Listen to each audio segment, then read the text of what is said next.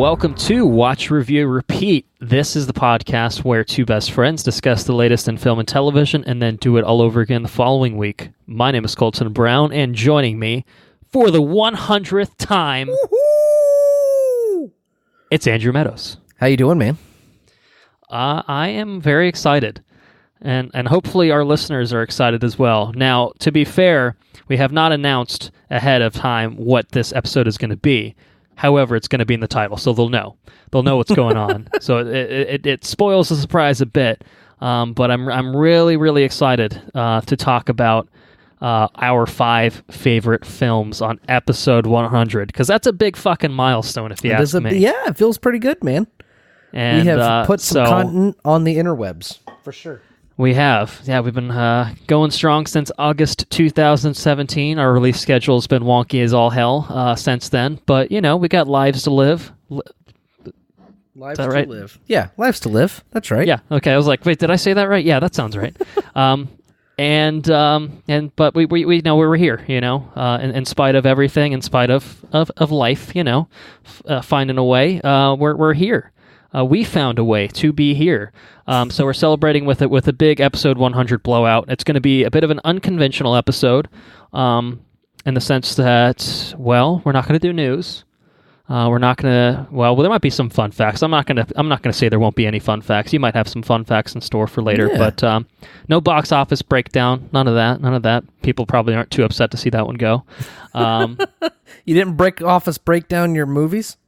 I did favorites? not. No, That's I too did bad. not. We're gonna do a little bit of catching up, but not on what we've been up to super lately. Aside from maybe a handful of things that we've watched, we actually talked about this, doing this as an episode all the way back on our Trilogía de Guillermo del Toro episode. We talked about the concept of, hey, you know, we should do an episode on our favorite movies, and it's something I've always had on the back burner of something we should definitely do. I think initially we were kind of thinking, that'd be a fun bonus episode to do, but I figured it'd be a good time to pull out all the stops for episode 100 and have something that, now that, you know, some people have had, there's some crazies out there, I'm sure, that I've now listened to until this point, 99 episodes of us blabbering about shit. I would expect most people have not listened to every single minute of us talking, but I think people have probably heard enough from us that they've got a good sense of kind of our tastes, what we like, you know, what we look for in movies and stuff like that. And now I think this is a good opportunity for us to share with our listeners the shit that really gets us. You know, the movies that, for one reason or another, are the things that we've loved for maybe years, maybe even, you know, less time than that. Maybe there's recent movies in here that really just, you know, struck the right chord, and you're like, you know what, fuck it, I think that might be one of my five favorite films of all time. So what we're doing here, I'm going to put a disclaimer here. What we're not doing is saying that what we're going to talk about are the 5 best films ever made. No, I think definitely that's not. dumb. I think it's impossible to say that any 5 films are the best films ever made. It's inherently subjective, and even if we are sometimes, you know, a bit overly negative about certain things, you know, say your Wrinkle in Time, say your Hellboy 2019s, it's not to say that we think those are like the worst films of all time. It's just like just did not work for us for whatever reason, you know. And so what we're doing here is we're offering our opinions, and I guess I should clarify, this is not a collective ranking. This is a separated individual top 5. So we're going to bounce back and forth, you know, one after another. So there may be commonality, there may not be. I'm expecting at least one film in common. We'll see if that holds true. I wouldn't be surprised if we have more, because we more often than not tend to agree. But at the same time, there's a lot of fucking movies out there. So I actually would be kind of surprised if, of the wide range of every fucking movie that's ever been released of all time, if we were trying to pare it down to 5 and we ended up with even 2 in common, that would seem like the odds seem to favor that. Yeah, so I think we'll we got see. 1 for sure, but I think we'll see. I'm curious about it. I'm definitely curious about it. So we'll see what happens with it. But anyway, I blather on and on just to say that, hey, take these as recommendations from us, just because we love these films. Our recommendations. Yeah, and you know, it's not going to say that if you watched the movies that we're going to talk about that you'd absolutely love them. It's not to say that these are the best films ever made, even if I think for one reason or another, they may very well be. That's my opinion. You don't have to share it, but I feel like if you have generally agreed with what we've said for however many episodes you've listened to, go watch them, man. Go watch them. Take a flyer, see if it's something that is something that you're going to enjoy. So let me ask you this. And just to, in terms of framework, what we're going to do, we're going to have some honorable mentions because, like I said, there's a lot of movies out there, and it's kind of hard to narrow down to 5. So we are going to pull out some honorable mentions. I think both you and I have culled together some pretty extensive lists. We're not going to get super in depth, mostly just kind of shouting things out that we really, really enjoy. Again, treat it as a recommendation. Things that, like, for this, even just one simple reason, like if you like this genre, go watch this kind of movie. Like this is a comedy that I really like, and maybe you'll really like it too. So treat it as that. But when we get into our top 5, we're gonna like I said, we're gonna go back and forth, and we're gonna hash it out. We're gonna talk a little bit more in depth with those when we get to that. But we had I think we both had a hard time narrowing it down to 5, and so 5 was pretty tough. We couldn't leave it at just 5, so we're gonna expand it to quite a few more than just 5. But roughly 200. just 500. We're going to do the Empire 500 list. We're just going to read it verbatim because they know what they're talking about. Those Brits know what they're talking about. I'm going to ask you this before we get going. What was your criteria for making your top 5, or even your honorable mentions? Like what did you look at? What I looked at was, to be honest with you, I haven't seen these. I did not. I intended to watch at least one of them. It didn't happen. So the criteria is if the movie's playing, like say for example it was on TV, I'm watching it. It doesn't matter what else is on TV. I'm watching it. I'm not going to skip over it. I have to know the dialogue of the movie. Like I can most lines of dialogue I'm going to know throughout the movie. Does that make sense? I've seen it enough times to know the script. Right. Okay. They had to make a significant impact on me. Which I don't know. One, I guess that's not really a significant impact because one of the movies didn't really. I mean, it's a lasting impact. I love it dearly, but it didn't really like change the way I think about anything. But it still had some sort of impact. Otherwise. Lasting impact, right? They had to have strong soundtracks. They had to be beautifully shot. They had to be well written. And I don't know. That's pretty much it. Yeah. So basically, it's ticking all the boxes. It's ticking all the boxes of being a good movie.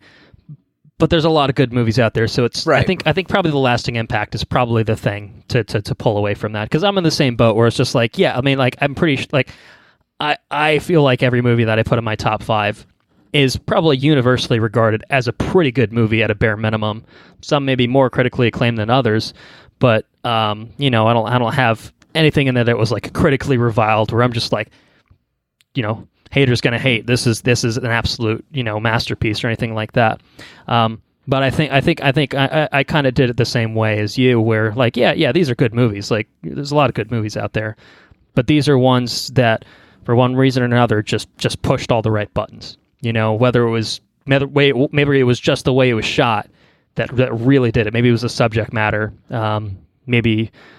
Maybe it was the acting, something like that, like just had something in it, or probably multiple things as it'll turn out, that really, really just pushed it over the edge, and it stuck in my brain of, oh my God, that's it. That's the one, so that's kind of where I'm at with that. So anyway, all that said, I think we can get into some honorable mentions. What do you think? I think we're good for honorable mentions, dude. All right. Well, why don't you kick this off? I don't know if you had any sort of organizational scheme for this, or if you just want to okay. All right. Well, how'd you do it? Well, maybe we'll start there. Maybe trade some recommendations. The first group of things that I did were I did it by director. So the first few of my honorable mentions are done by director, just because a number of that director's films are honorable mentions. Sorry, I apologize about my phone, and it's because I'm a rude son of a bitch. That's okay. You've got important things So yes, going on in your life, I'm sure. Anyways, recommend that the first group of honorable mentions are separated by director because a number of their films are on IMDb, and it's easier for me to rattle down the list by their name. Right? So I think we might have some directors in common. So, but I'll let you start. I'm going to kick it off with Stanley Kubrick. Okay. All right. Certainly a sometimes I think regarded as one of the best directors of all time. And probably not far-fetched if you're going to take that leap, I wouldn't say. Put America on the moon too, apparently. Alex Jones told me that. Depends on who you ask, but yes, sure. Anyways, Stanley Kubrick is known for a lot of a good sum of movies, but the ones I've seen, the ones I love, is Dr. Strangelove, or How I Learned to Stop Worrying and Love the Bomb. 2001: A Space Odyssey is my 2001: A Space Odyssey is way up there. A Clockwork Orange is way up there. The Shining is way up there. Full Metal Jacket is way up there. And Eyes Wide Shut, less much. It's a real good movie, but I would say Full Metal Jacket, The Shining, Clockwork Orange, and Space Odyssey are probably my favorite ones on his resume there. Okay, I'll jump in and say that I had 2001: A Space Odyssey on my board as well. Very nice. I had it listed under a genre of the classics. And this is a film that came out in 1968 that is basically timeless. Yeah. Which is fucking batshit insane. I know I talked about it when I saw it in the IMAX release last year, and man. It's a timeless sci-fi movie. Right. Yeah. It's for a sci-fi movie to become timeless. I mean, it has to be for the, our sci-fi nowadays is it's riddled with special. Don't get me wrong. I mean, you can tell some of this shit's, it's aged a little bit, but I mean, it's still incredible. It's still an incredible movie. Oh, yeah. Oh, man. I admittedly tinkered with putting this in my top 5, and the only thing that held me back was that I don't think I've seen the movie enough times to justify it being in my top 5. There's a couple of those that I put in there for that reason. But if I'd seen it, I didn't get a chance to rewatch it, unfortunately. I think if I had, it might have put me over the edge. As it stands, I've probably seen it maybe 3 or 4 times in my entire life, and I'm like, that's a movie that has a lot of shit packed into it. So it's kind of like, it's a fucking I don't know. movie.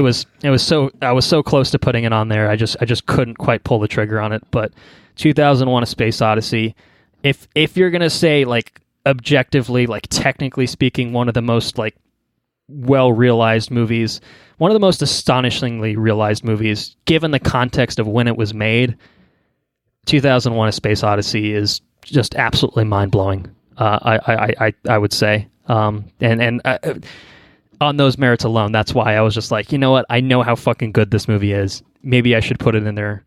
But I think I would be lying. Like that would feel like more like me trying to make a top 5 best films of all time, which again I think is a silly concept. But that would be me trying to compartmentalize it that way. And I'm like, I just don't know that it's had enough impact. We talked about impact. I don't know that it's had enough impact on me personally, just because of me being so late to the party. I think with it for the most part, probably more than anything else. I mean, it's not like we exactly grew up in the late 60s or early 70s or anything like that. So I think that probably played a factor. I'm also going to shout out Seven Samurai as another classic right now. 1954 Akira Kurosawa film, which is another one for me that is just like, how is this made in 1954? Like, what the fuck? Just absolutely mind-boggling. I can't put it into words. And it's a movie that,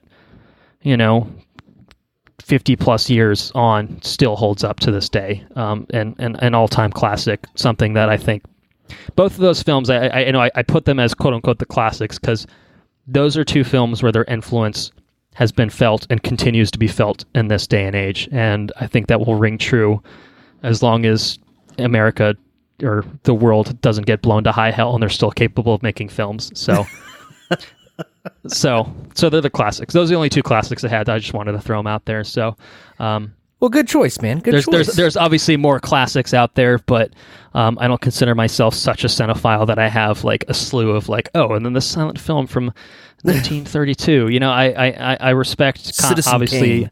A lot of what made modern cinema what it is, but I would say I was most influenceable probably in the early to mid 2000s, and you might see that reflected in my top 5 as a precursor of things. So that's what I have. So we had the Kubrick choice. Should I offer up a director of my own? Yeah, dude, go for it. All right, I'm gonna offer up. Well, I know it's one we're definitely both going to mention, so I'm going to offer up Christopher Nolan. Christopher Nolan. Let me go to his tab, because there he is. Boom, Mr. All right. Nolan. So I personally think Nolan has an incredibly impressive resume. I don't know that he's made a quote-unquote bad film overall. No, even the ones that I think are less good are still extremely enjoyable. Mm-hmm. But I picked out 3 that I wanted to shout out. What do you got? From Nolan specifically. First one is Memento, 2000. Incredible. Yeah, it's awesome. Absolutely incredible film. I think it's the only movie What's His Face plays in, and he doesn't die like immediately. Yeah, it might be. I also wanted to. That's not true. Out, That's Sean Bean. Never mind. Sean Bean's the guy that always fucking dies. I wasn't going to question. I was like, I don't remember Sean Bean being in it. I'm like, it's Guy Pearce, obviously. Guy Pearce might die in a few movies here and there. I'm sure he dies at the end of Prometheus. So when he was in his old man makeup, but I wasn't going to challenge you on it. I was like, I haven't seen Memento in a little while, so maybe Sean Bean's in it at some point. And he doesn't die. I don't remember. What's your next one? I have a feeling what it is. I say I don't believe your lies is what I'm saying regarding Memento. That was incorrect. I also want to shout out The Prestige, 2006. I haven't seen that one in a long time. That's a good one, though. I rewatched this one recently because for the longest time, this was in my top 5, and I gave it the bump. Because I really, really fucking love it. I think it's a fantastic movie. Christian Bale and Hugh Jackman dueling roles are fucking so good. Michael Caine's in it, and he's fantastic. And David Bowie as Nikola Tesla is nothing short of brilliant. I forgot he was in it. Masterstroke of casting. I mean, and I love the science fiction bent that it kind of takes on 2/3. It's a movie I think that is a bit confusing to watch on a first go through because of the way that it's edited. It jumps around like a motherfucker. I think I looked on IMDb and it said it has 100 cuts or so between various timelines. But if you've seen it a few times and you watch it again, holy shit, does it reward a rewatch. So, it might be number 6 if I had to say number 6. So I really want to shout that out. And then The Dark Knight, 2008, of course. We talked about it at length. I don't need to reiterate what we said. Go listen to our Dark Knight trilogy episode. Both The Dark Knight and Batman Begins are phenomenal, and The Dark Knight Rises is totally enjoyable. It's solid. Yeah. It's just not the best in the trilogy. We covered Dunkirk. Talked about that one at length.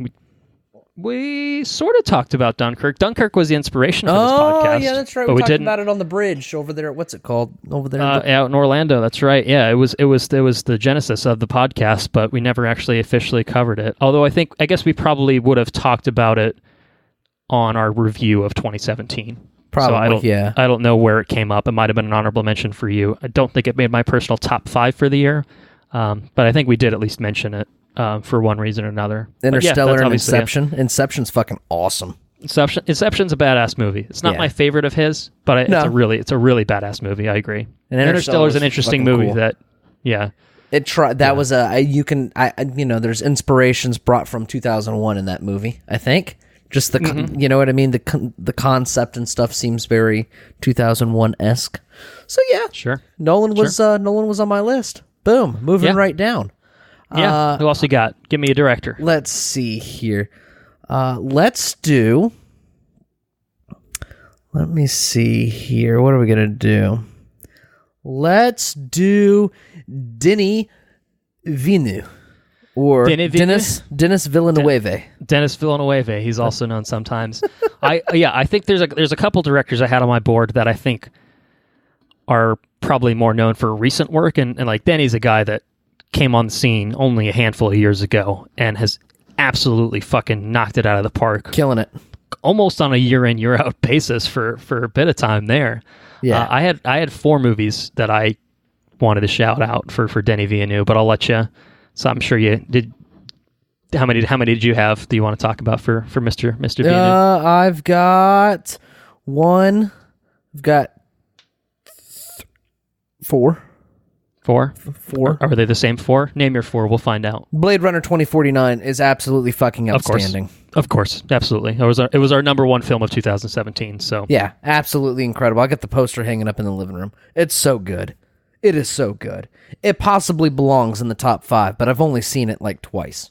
Absolutely. I had a handful of them, and we'll talk about some maybe a little bit later. There was a handful of honorable mentions, and I'm like, these are just too new. They're too fresh. I need a few years for them to cement their legacy, to cement their place in my brain. I just cannot, in good conscience, put a Blade Runner 2049 in my top 5, even though quality-wise, it probably absolutely has standing to be in there. Mm-hmm. The next one was Arrival, another absolutely incredible movie with Jeremy no less. Jeremy Renner. Jeremying it up, fucking cool movie, man. Absolutely. 2001 Space Odyssey fucking inspired deal. Mm-hmm. It's written all over the movie. Monolithic structures and shit, It's cool stuff. Yeah. Mm-hmm. Sicario. Sicario was my first exposure to Mr. Villeneuve, and I believe I watched that with you the first time, and I think it blew my mind the first time I watched it. Dude, Sicario is so badass. Super badass. Well, you want to talk about like soundtracks and cinematography? That's your fucking movie. It's so fucking crazy, dude. It's so good. So good. And I want to point out, before you probably move on to another movie you're going to shout out, which is probably the same one I would shout out, Sicario 2015, Arrival 2016, Blade Runner 2049, 2017. What the absolute fuck? It's just pumping them out, dude. 3 years of like fucking brilliant movies, man. And like Blade Runner and Arrival particularly, like very effects heavy movies. I mean, Sicario probably a lot of practical stuff, but like, holy shit, how does the man find the time? He's got a fucking vision, dude. He's just got fucking vision. He shows up vision. to work and fucking pounds it out. You know? Put Dune on the 2020 list. Dune's gonna be. We're gonna pencil in Dune right now. We're honorable mention Dune, the goddamn unreleased film. Shit, man. Dude, 2020. Oh shit. All right. So what was the 4th film? Prisoners. Oh, absolutely. 2013. So he skipped you just a year. roll that back, right? He also did Enemy. I don't think I saw Enemy. I've never seen Enemy. I don't know if that might have been after Prisoners. I'm not sure actually. So he might have filled in. He might have literally just made a movie per year from 13 to 17. The absolute but anyways, so yeah, Prisoners was fucking nuts for sure. Absolutely. That was the last movie of his I seen. I think I saw Polytechnic. Which one's the one with the big spider? An early one? No, it wasn't. I didn't see Polytechnic. It was the one that ended with Incendies. Oh, okay. Yeah. I don't know which one I saw, but I saw one of them. Yeah. Mm-hmm. But anyways, yes. So Denis Villeneuve is the one to be watching because he is an incredible filmmaker. He's got an incredible resume, and you should absolutely watch any of those movies we just mentioned. For sure. I'm gonna switch gears and talk about another recent director who's I think come onto the scene and just fucking blown everyone's socks off. Damien Chazelle. Yeah, dude, that's a good one. Has nailed it. Whiplash 2014 and La La Land 2016. I think First Man would have been 2018. Was also really good. But I think Whiplash and La La Land in particular, those are two incredible. Those are another two where I'm just like, I mean, Whiplash has been out for 5 years now, so it easily could probably, it's on the cusp of being top 5 material, I'd say, in terms of just timeline, but I just need more time with it. I just need more time, but both of those, I mean, absolutely just ridiculously bonkers. Good films. Ridiculously good films. La La Land's real good, too. I like to maintain that Damien Chazelle is a goddamn wizard, and I will stand by that statement every time I make it. Yeah. It's a goddamn wizard. Makes good movies. What's it called? Anyway. I think I nominated First Man for something.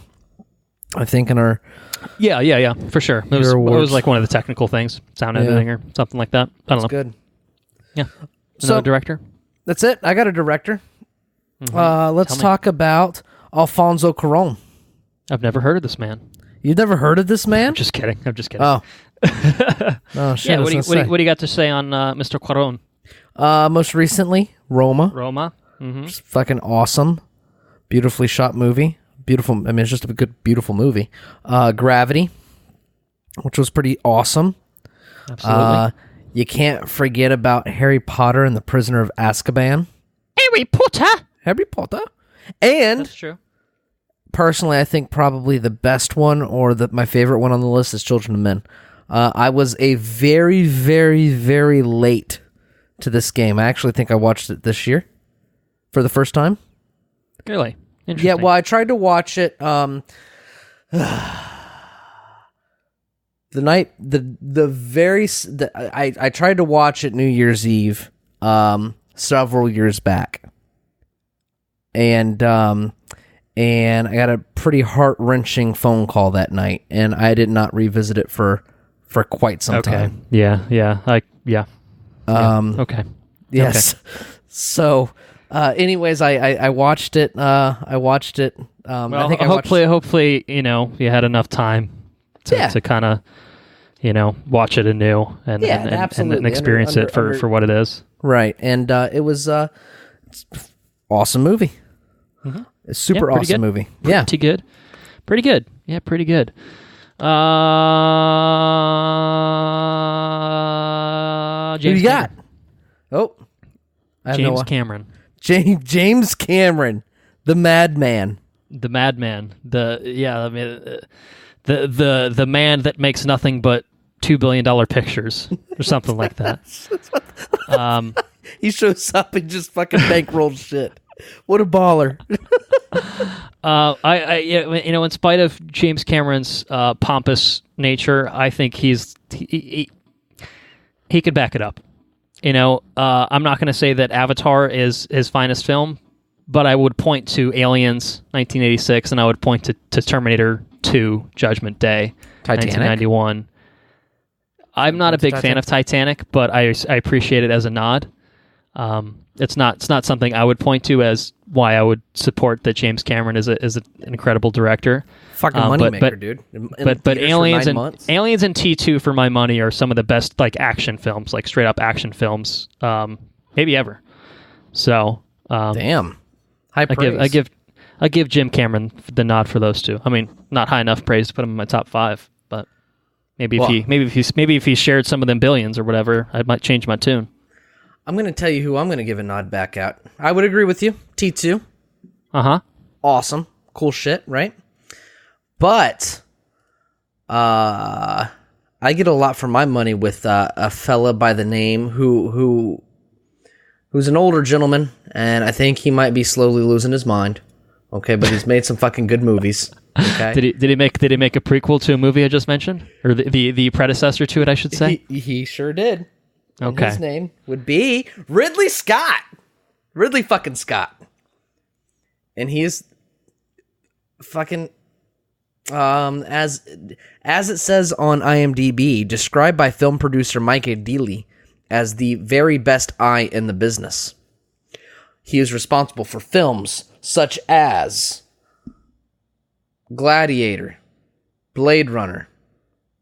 He produced The Martian. But I don't think he directed it. No, I think he did. Fucking Alien. Alien. I could say Alien again. Yeah, he's got a very long list of shit because he likes to attach his name to stuff. He directed one of my favorites, Prometheus. We won't talk about that one. American Gangster, which was good. He also directed I'll Do the Fingering. Alien Covenant as well. Can't forget about that. He might be losing his mind a little bit, but we all do sometimes. But yeah, I mean, his early career is nuts. Alien, Blade Runner. Oh yeah, for sure. I mean, Gladiator. I really like Gladiator. I thought about putting Gladiator in top 5. Interesting. Mm-hmm. Interesting. Good. Very good. Edgar Wright. I did not have Edgar Wright up here. Yeah, he's an incredible dude, though. Edgar Wright, the Three Flavors Cornetto trilogy. I mean, Shaun of the Dead, Hot Fuzz, The World's End, Scott Pilgrim. That's all Edgar Baby Wright? Driver. It's all Edgar Wright, man. Super talented guy, and I love his style. His an instantly recognizable style, and he fucking excels, man. At with pretty much anything he does. We're going to talk about this. The proper word for someone like that is he is an auteur. Auteur, yeah, sure. Instantly For sure. recognizable style. It's like a signature. It's fucking cool.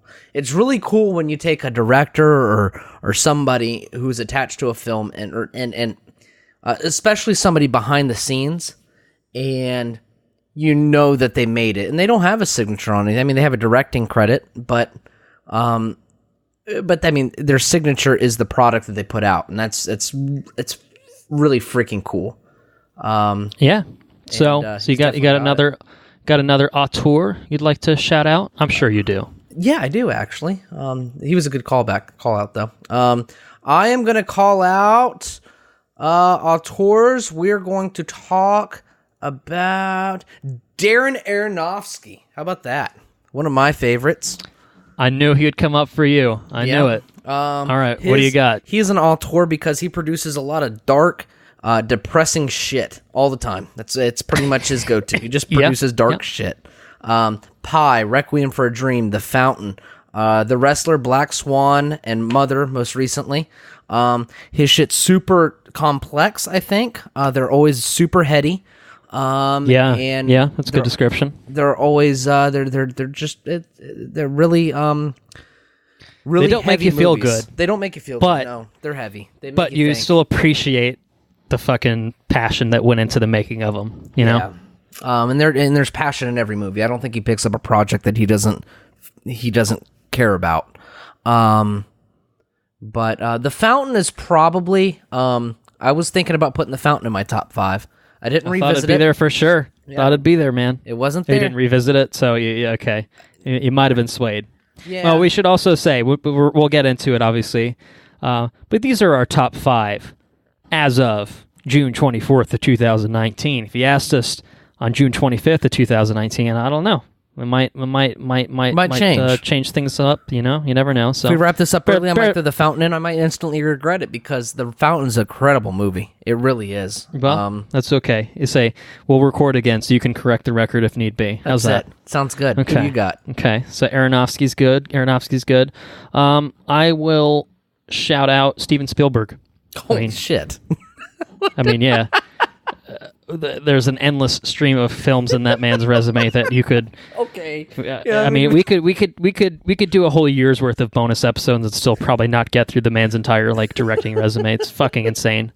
I'm not going to say that like everything he's done has been gold exactly, you know. What do you like? What's your shout outs? I had 2 on mine, and I think they're a good representation of the range that Spielberg has as a director. Okay. And first one I would point out is Jurassic Park. That's on my list. Let me check that off. The OG Jurassic Park. And the other one that I would shout out, totally different, Schindler's List. Fucking Schindler's List, dude. That is that is a heavy fucking movie, but goddamn is it brilliant, and it's gut punching. The most horrifying range ways, but man, yeah, but that is what I mean. Like, one is an action adventure film, and a really, really great one at that. And then Schindler's List is fucking heavy. Just it's Schindler's List, man. I mean, what do you what can you say about that? And of course, Indiana Jones. You know, we might have talked about that trilogy a while back. So that's certainly worth mentioning. Yeah. So I put out Spielberg. Very nice. I will put out Guillermo del Toro. Yes, I will put him out. He is definitely an auteur. Yeah. I think he takes on a lot of projects, and I think his projects, he's always consistently really good. Always like his movies a whole lot. But I think we talked about it when we did the bonus episode for him. Sometimes you can tell what influences what he's got his name on. You know what I mean? If there's external influences on the movie. But I mean, you got Kronos, you got the OG Hellboy 1, Pan's Labyrinth. Two as well. Golden Army's, I think, really good too. Yep. Pacific Rim. Pacific Rim. Cool. Fucking love Pacific Rim. I love it too. Shape of Water. It's fucking awesome. And the big one here. The big one is where's the Spanish name? I don't know it that well. Let's see here. Well, Pan's Labyrinth. It's not fucking listed. Why would it not? El laberinto del fauno. Yeah, that's it. Yes. Okay. I didn't know if he'd already said Devil's Backbone, so I didn't want to be presumptuous. No. El Espinazo del Diablo. But Pan's Labyrinth was one I was struggling to put in my top 5. I didn't do it. But it didn't make it, huh? It's probably number 6. Really? Probably number 6. Yeah, that's an interesting movie. Well, I know. Once upon a time, it was in your top 5, or at least your favorite films. When we talked about it, when we talked about it back, I believe at the end of 2018, it was there. So it's an ebb and flow kind of amazing what 6 months of time will do. Will do to a man's opinion regarding film. I literally sat here the night of this recording, and I just stared at my bookshelf full of movies. I just stared at it. Yeah. I kind of had a qualification. I was like, if I don't own the fucking movie, then I can't say that it's one of my top 5. I said the exact same thing. That was one of the qualifications. That's true. Who's your next director? You got another one?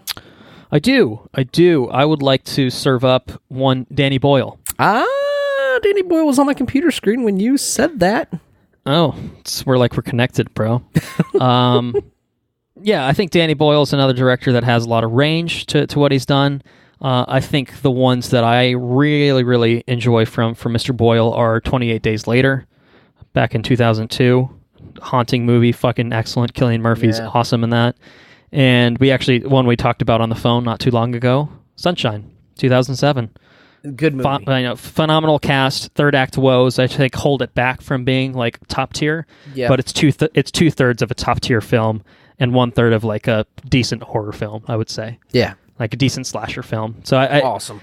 I don't mind the genre shift, but it's a step down. But it still has Kappa's jump and the fucking score, man. So good. And that guy getting fucking fried by the fucking sun. Yeah. Oh man. Yeah. So that's what I got for Danny Boyle. But Training Spotting and Slumdog. Danny Boyle's good. 127 hours, really good too. 127 so Danny Boyle's hours. Really good director. Sunshine was one that could easily be, like I said, the third act is what really drags it down. It holds it back for sure. I agree. But yeah, Danny Boyle's incredible. I'm going to use Sunshine to transition into another pick of mine, which would be Alex Garland. Someone to keep an eye out for. Something that... well, he wrote Sunshine, right? Isn't that... He wrote Sunshine. That's the connection? Yep. He wrote Sunshine. He did the screenplay of Dread. He directed Ex Machina. Wrote Ex Machina. And wrote and directed... Well, I guess he adapted... Annihilation. Annihilation and then directed it, yeah. Sure. But Annihilation Ex Machina is fucking awesome. Super awesome movie. It's a badass shit. It is some badass shit. So is Dread. Dread's also some very badass shit. Another that's a tight fucking movie, man. That is a tight movie. 90 minutes of just badassery. Love it. Mm-hmm. Carl Urban. Super talented dude. Definitely somebody to keep on your radar. Mm-hmm. Sure. Every time he pops up, show up at the theater every time because you're gonna get good movies. Have you ever heard of two gentlemen by the name of Joel and Ethan Coen? Yes, I'm quite familiar with them. Yeah. Oh, have you? You have, huh? These are our tours. Yes. Yeah, Coen Brothers. Another resume that's just fucking ridiculous. Insane. Just absolutely stacked top to bottom. For my money, No Country for Old Men is like one of their best like serious like movies. Like they have like you get your Big Lebowski's in there too, of course, but No Country for Old Men 2007. I like putting the two that I have written down next to each other because there's also Burn After Reading in 2008, which is just so fucking good. It's just so different, but both so fucking good. Mm-hmm. And, like Burn After Reading is just hilarious. Gold. It's gold. Oh man. Thought you might be worried about the security of your shit. It's Burn After Reading and another movie that's in my top 5, which may or may not be, spoiler alert, a Joel and Ethan Coen movie. Okay. Burn After Reading is interchangeable. It's a little sizzle for the listeners. They're hey, I thought we were going to hear about top 5, but we've been talking for 40 minutes now about nothing but, Just good movies, recommendations. Just some good shit, man. Like, yeah, absolutely. Take all this as just a recommendation. If you haven't seen anything we've talked about, fucking hell, you're doing yourself a disservice, really. And I really don't think you can go wrong with any of these. Your mileage may vary based on your preferences and stuff like that. These are good movies. Especially in the heavy sci-fi shit. I haven't heard the man opposite me say anything that's offended my sensibilities. And granted, our sensibilities often closely aligned, but fuck it, man. He knows what he's talking about. We're going to continue so those are the two for the Coen brothers. It sounds like you have another one. There's a big director that you haven't mentioned. I've been waiting for you to tee him up because I didn't want to steal your thunder. It feels like your guy. Would it be Mr. Tarantino? That's the man. Mr. Tarantino. We're on the same wavelengths, man. Same wavelengths. Tarantino, Jackie Brown, Reservoir Dogs, Kill Bill, Volume 1, 2. We have Inglourious Bastards. We have Django Unchained. We have Hateful Eight, which Hateful Eight was okay. It's pretty good, but I think the other ones are better. Pulp Fiction, which is fucking classic. And he wrote all these movies. He's directed all these movies. Dude is and by the definition of a word, he is an auteur. You can immediately tell a Tarantino movie. They're super dialogue heavy. They're super well written. They're intelligent. They're well shot. And they're fucking awesome movies. They often have like a darker, sarcastic humor. I think it's like a black comedy. Yeah, something like that. Kind of tone to it. He's fucking cool, man. Tarantino's cool. So if Tarantino makes a movie, you show up at the movie theater. Yeah, that's what you do. And you show up next month when Once Upon a Time in Hollywood comes out, don't you? That's what you do. You show up to hear our thoughts on it. So that's right. That's right. Yeah, Pulp Fiction and Inglourious Bastards, those are the two for me. Tarantino, the films that I hold in high regard personally. Yeah. For sure. For sure. Who else you got? I think that's it. Those are the directors that I had on my list. I got two some other directors? I do. Right, I have Mr. Ryan Johnson, who directed Looper. He directed Brick, and the most controversial Star Wars movie to ever be released. Most to ever polarized. Star Wars. That's it. The Last Jedi. He is a super intelligent director. Limited resume, but super good stuff. Just super good.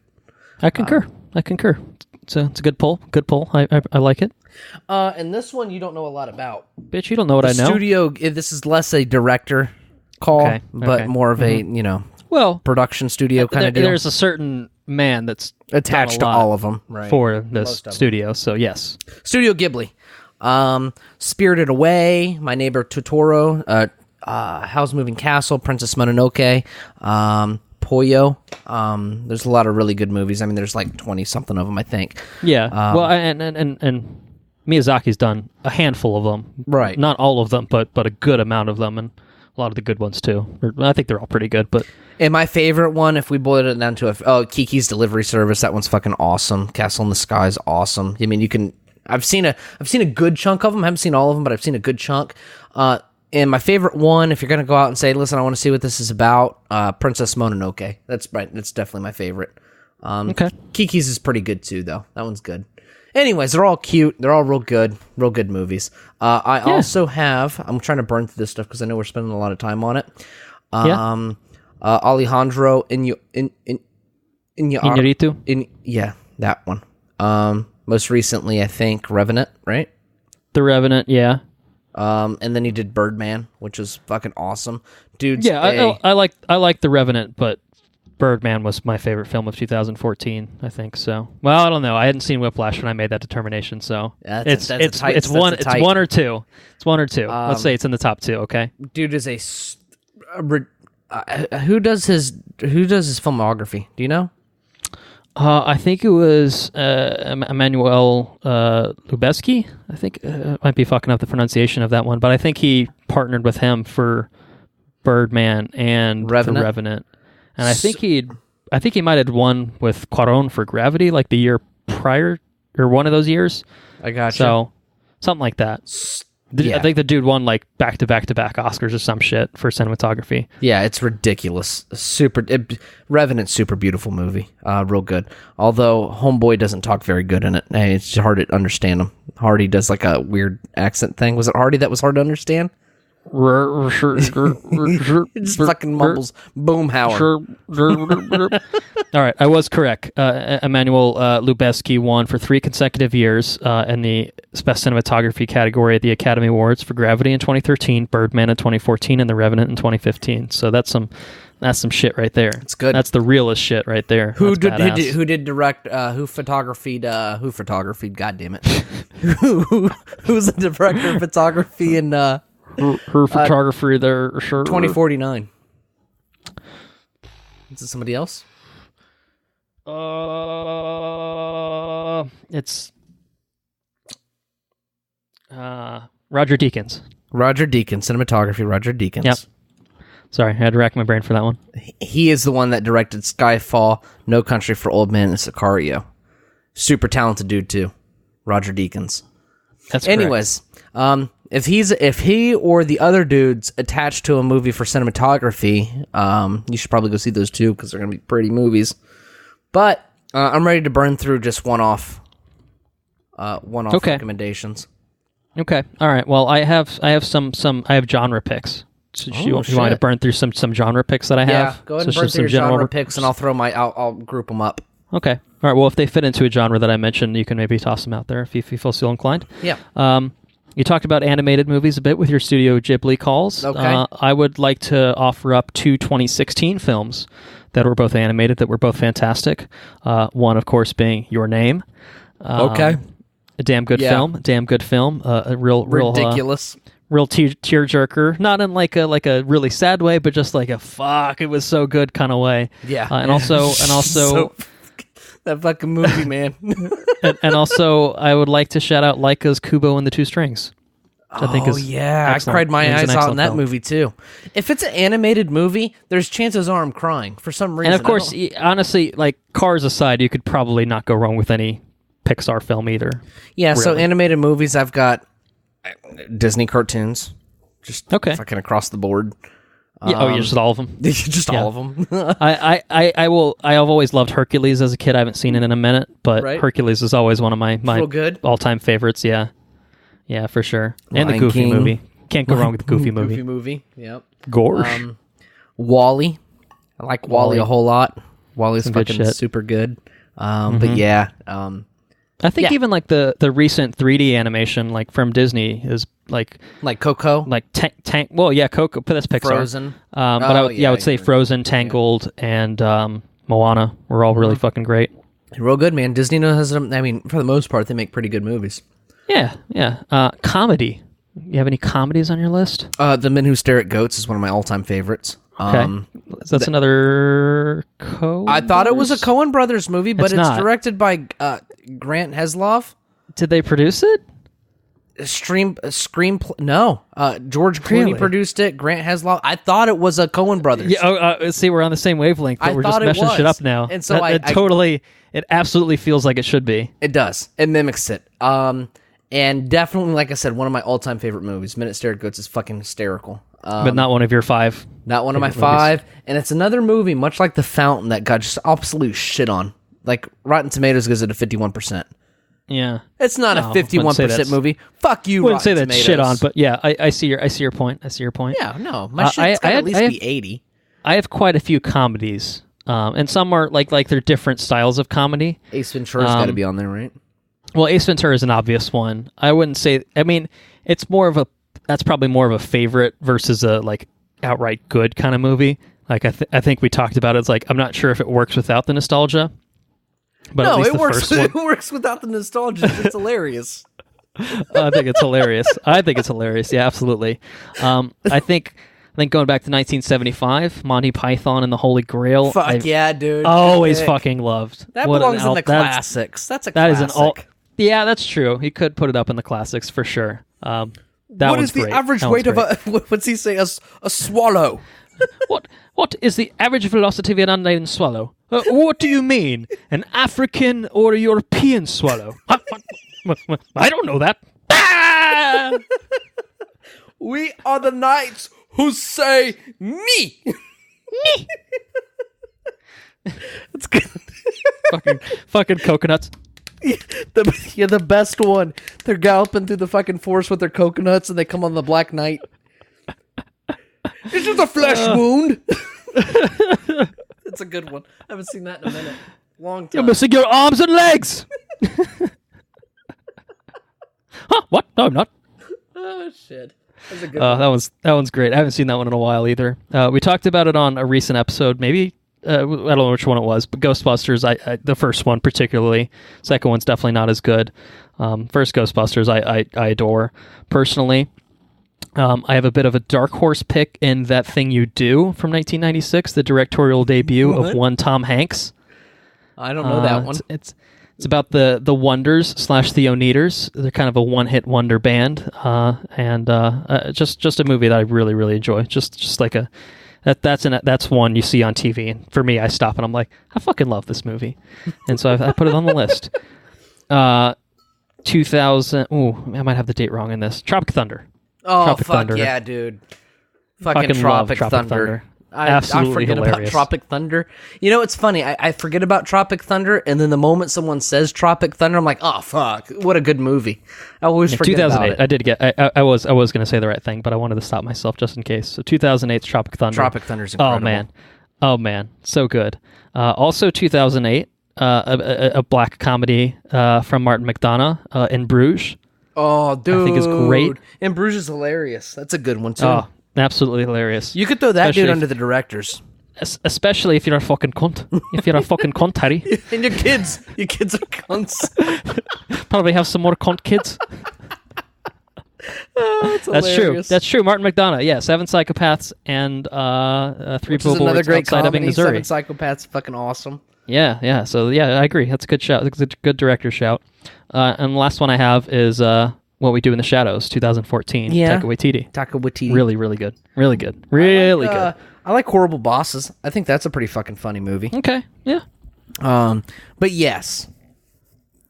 Tropic Thunder. I think Tropic Thunder and Ace Ventura are probably that's like gold tier comedy by my standards. Yeah. Oh man, those are like I don't know what it says about infinitely rewatchable movies. I don't know what that says about my. I don't know.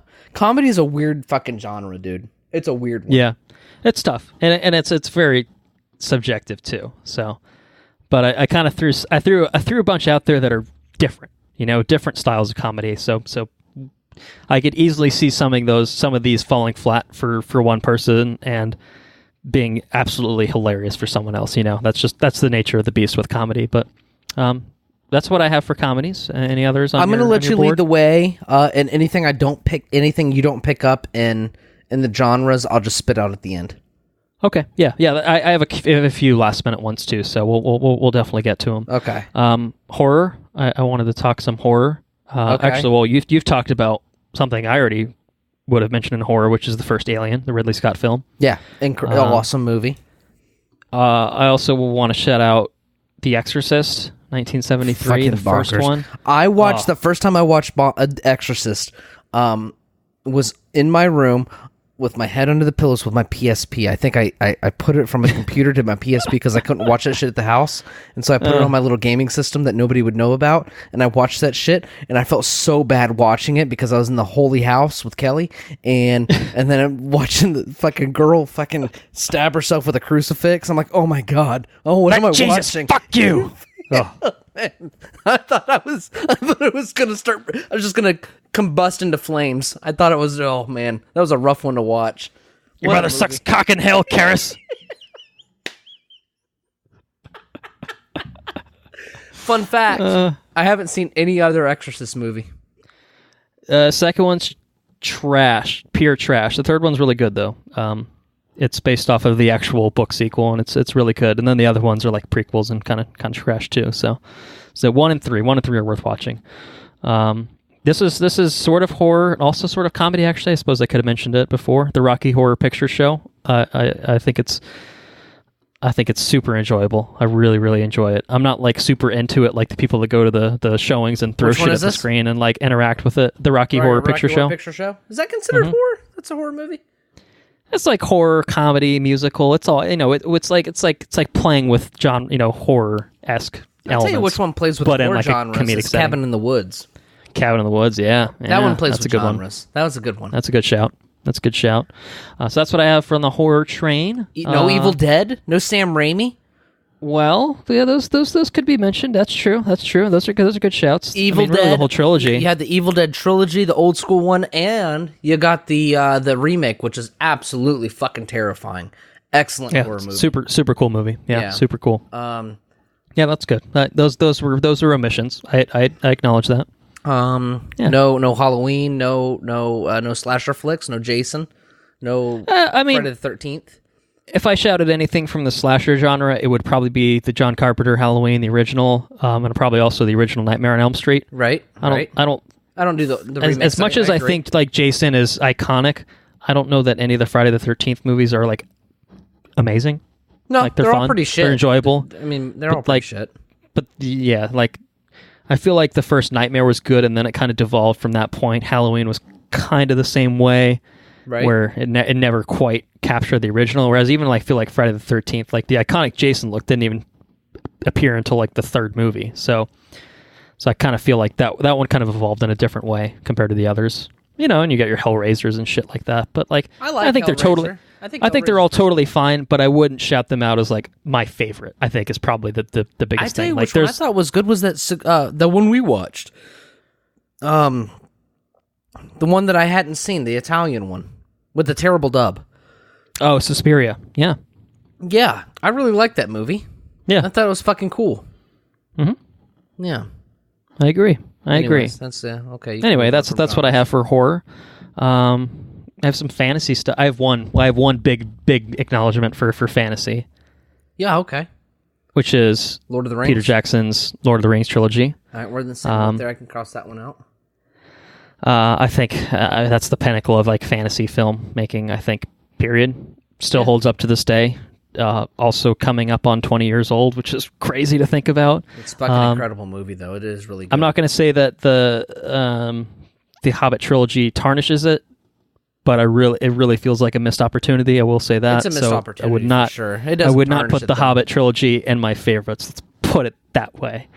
You're not gonna. You'll never. And the best one out of all those is definitely the Fellowship. You agree? Yes, I concur. The Fellowship is it's my favorite of three. Sacred movie. I will say this, and this probably goes for some things we've mentioned already. There's a lot of bonus episodes we could mine out of this hour that we've talked about. It's true. I'd be down to talk about them. To probe in further depth. Lord of the Rings is a good candidate for something maybe down the line when we have some time, obviously to get into it. When we're finally out of the goddamn Game of Thrones train. What movies can you throw in there? I don't know. It's tough. Like a lot of fantasy movies miss the mark, I think. I think so. Yeah. Like they just turn out to be shit. I don't know. I can't think of any. Yeah, I can't think of anything besides Lord of the Rings that like is like, oh, that's How to Train Your Dragon. Like, is that? Yeah, I mean like it's pretty animation, but I mean. Yeah, still pretty good though. Yeah, for sure. I don't know. I don't know. Like for me, like I haven't seen them enough times, any of them, to say that they're my favorites though. Yeah, no, I understand it. They're really fucking good, but I don't know. I don't know any other fantasy movies. Once you say Lord of the Rings, it's the only thing I think about. I can't think about anything else. Mm-hmm. Well, what about some comic book movies, some superhero movies, anything in that ilk? I just put Marvel movies. Well, there are some. I mean, the Dark Knight trilogy, obviously, we talked about a little bit already, awesome. So that counts. That counts for something. But Suicide Squad. Wait, hold on. That's not right. That's not right. Who put that in my who put this in my list? But you got what you got? You got Endgame. You got the original Avengers. You got Black Panther. Well, you got a lot of MCU stuff alone. That like it was like I was like I could just put like 10 MCU movies down and be like, yeah, they're all really good. These are my favorites. And I'm like, fuck. And then I was just like, well, what's a non-MCU movie that I could shout out that maybe is less thought of? I mean, like Logan's really good. Like Logan's a good shout, but it's still a Marvel movie in its own way. Deadpool. The first Deadpool. Yeah. So I thought of The Crow, 1994. The final appearance of Brandon Lee, unfortunately, who was fucking amazing in that film. That was a cool movie. I haven't seen that movie in a long time. It's a really, really cool movie, man. And it's heartbreaking to watch it because of what happened on that set with Brandon Lee's death, but got shot, didn't he, by a blank? They thought it was a blank and it wasn't? Yeah, it was a mishap on the set that basically, that sounds like a bullet fucking got fatally lodged. thing. That sounds weird. It wasn't, but I mean, it was people not doing their job properly is basically what it ended up being, but it's really sad, especially, Dad's fucking Bruce Lee, man, like, shit, and to have him go out like that is really, really sad. But I think it's a really great film, and I think they ended up kind of shooting around, like, parts because they hadn't finished filming by the, when the accident happened, but I think it's a really, really great film, and, it can't rain all the time. That's what I have to say about The Crow. It's really good. But I think in terms of pulling it back to MCU stuff, I got to shout out Captain America: The Winter Soldier. Right. It still is my number one. I think any of the Russo's movies in the MCU is worth a shout. Civil War, both Avengers, Infinity War, and Endgame. Like, give them some time. I don't know. They might slot in. And my favorites in the genre. What about Scott Pilgrim? Yeah, that's a good one. I talked about it briefly when we talked about Edgar Wright, but I think that's absolutely a comic book movie. Really, really enjoyable film. Mm-hmm. That's all I got. Mm-hmm. That's what I got for that, too. I have one more genre. I have science fiction. Okay. Which we talked about a little bit already. Here we go. You got something? Stargate, 1994. Directed by Roland Emmerich. Screenplay by Ronald Emmerich and Dean Devlin. Have you seen it? I've never seen this. You've never seen Stargate? I've never seen Stargate. Fuck, dude. Stargate's fucking classic. Fucking incredible movie. Okay. So all essentially, there's they find this Stargate. You know what the Stargate is, right? It's like a ring with different glyphs on it. Well, I know they've done like several TV shows and stuff since. All sorts of stuff. Yeah. Essentially, you dial in the coordinates of where you want to go on the Stargate. It opens up a wormhole, and you beamline it to wherever you go. And apparently, the pyramids in Egypt are a docking for the ship of the aliens that crafted the Stargates. Interesting. It's pretty fucking cool. Pretty cool movie. Sounds pretty badass. Yeah. Sounds pretty badass. I like that. It. All the aliens that crafted the Stargate wear like Egyptian headdresses and stuff, and that was like that's why all the Egyptians wear headdresses and whatnot. It's pretty fucking cool. Pretty cool movie if you're into that stuff. I also have I'm gonna steal the spotlight again with a movie I struggle to put in my top 5, and that's Gattaca. Gattaca. Oh, I forgot about Gattaca. Thank you. Oh, I was just telling people like maybe literally last week I was like singing the praises of fucking Gattaca because someone had talked about End Time, which was also Andrew Niccol, and I'm like, it's not Gattaca. It had the real Justin Timberlake in it, but it wasn't great, But Gattaca, on the other hand, Gattaca is some A+ shit. Ethan Hawke, Jude Law, Uma Thurman. Uma Thurman? Yeah. And it's produced by Danny DeVito. Fuck yeah! No wonder it's so good. We've figured out the secret. I was gonna put this in my top 5, but I didn't. It is. Man, it is one of my all-time favorite movies. I really. First time I saw that movie was in fucking high school. You saw that movie in high school? Yeah. Like it was in high school? Yeah, it was like. Might have like I don't like in school. Maybe it was in middle school even. Yeah, it was like a science class of some sort where it was just like, hey, watch this shit. Dude. I don't even think it was like a substitute kind of day and like, just watch a shit. It was like the teacher was just like, watch. You need to watch this. Yeah, and it was fucking badass. What an incredible, and that's a heady sci-fi movie too. Sci-fi's my shit. I can talk a long time about sci-fi movies, and I'm drinking a wine, so I'm curious to hear what you have on it. But listen, if you're gonna watch any sci-fi movie, if Pan's Labyrinth was number 6, this is interchangeable for number 6. Okay. I almost had a heart attack because I'm like, oh my god, do I not own Gattaca? I do. I own Gattaca. I do own it. So I would have felt very ashamed for my own being at that point. You should be ashamed that you forgot Gattaca in your. You're right. You're absolutely right. It was on my shelf and I somehow just breezed right past it. Past it. It's because it's Ethan Hawke. Everybody breezes by Ethan Hawke, even though he's fucking incredible. I only had a cut. Well, one's sort of cheating. Back to the Future trilogy, Robert Zemeckis. Yeah, fuck yeah. All-time classic for me. And then I had a shout for a little movie by the name of Edge of Tomorrow. So did I. That's on there too. Okay. I mean, of course, it is our namesake. Live, Die, Repeat. Edge of Tomorrow was one that I wanted to put in my top 5, but I didn't. You know, Edge of Tomorrow is one of those movies that... Do you want to watch a movie that's cool in the surround sound? Dude, Edge of Tomorrow. That's such a rewatchable movie. Cruise Missile just crushing it. Emily Blunt. Oh, man. It's fucking aliens. Man. Fucking aliens. mechs, fucking mechs. time travel. Fuck yeah, dude. It's got it all, man. It's a war movie. Fuck yeah, dude. Bill Paxton. The late, great Bill Paxton. You know. Bill Paxton. Pour one out for that man. Fucking love that guy. So that was what I had for sci-fi. I have some. I got Tron Legacy for sci-fi. Okay, yeah. Tron Legacy's that one. It's probably kind of a shit movie. It's not. Oh, it's okay. I don't think it's amazing, but it's totally cool. It's got Olivia Wilde Bay in it, or Director Bay as she's now known. Yeah, that's it. And it's got fucking light cycles and techno music from fucking and CGI Jeff Bridges that doesn't look very good, but it's fine. It's totally fine. It's totally fine. I don't want to talk about it. Okay, it's just fucking cool. Dude gets sucked into the computer with fucking Daft Punk on the radio. Oh, driving light that Daft cycles. Punk soundtrack is so badass. It's Derezed, man. Derezed all day. The Grid. I tried to picture a digital frontier. Tried to picture clusters of information. Something like that. I don't remember. It's been a long time. I think I totally fucked that all up. But no, you nailed it. The fact that you know what I'm talking about. Oh, yeah, it's good. So Tron was on there for we got Gattaca.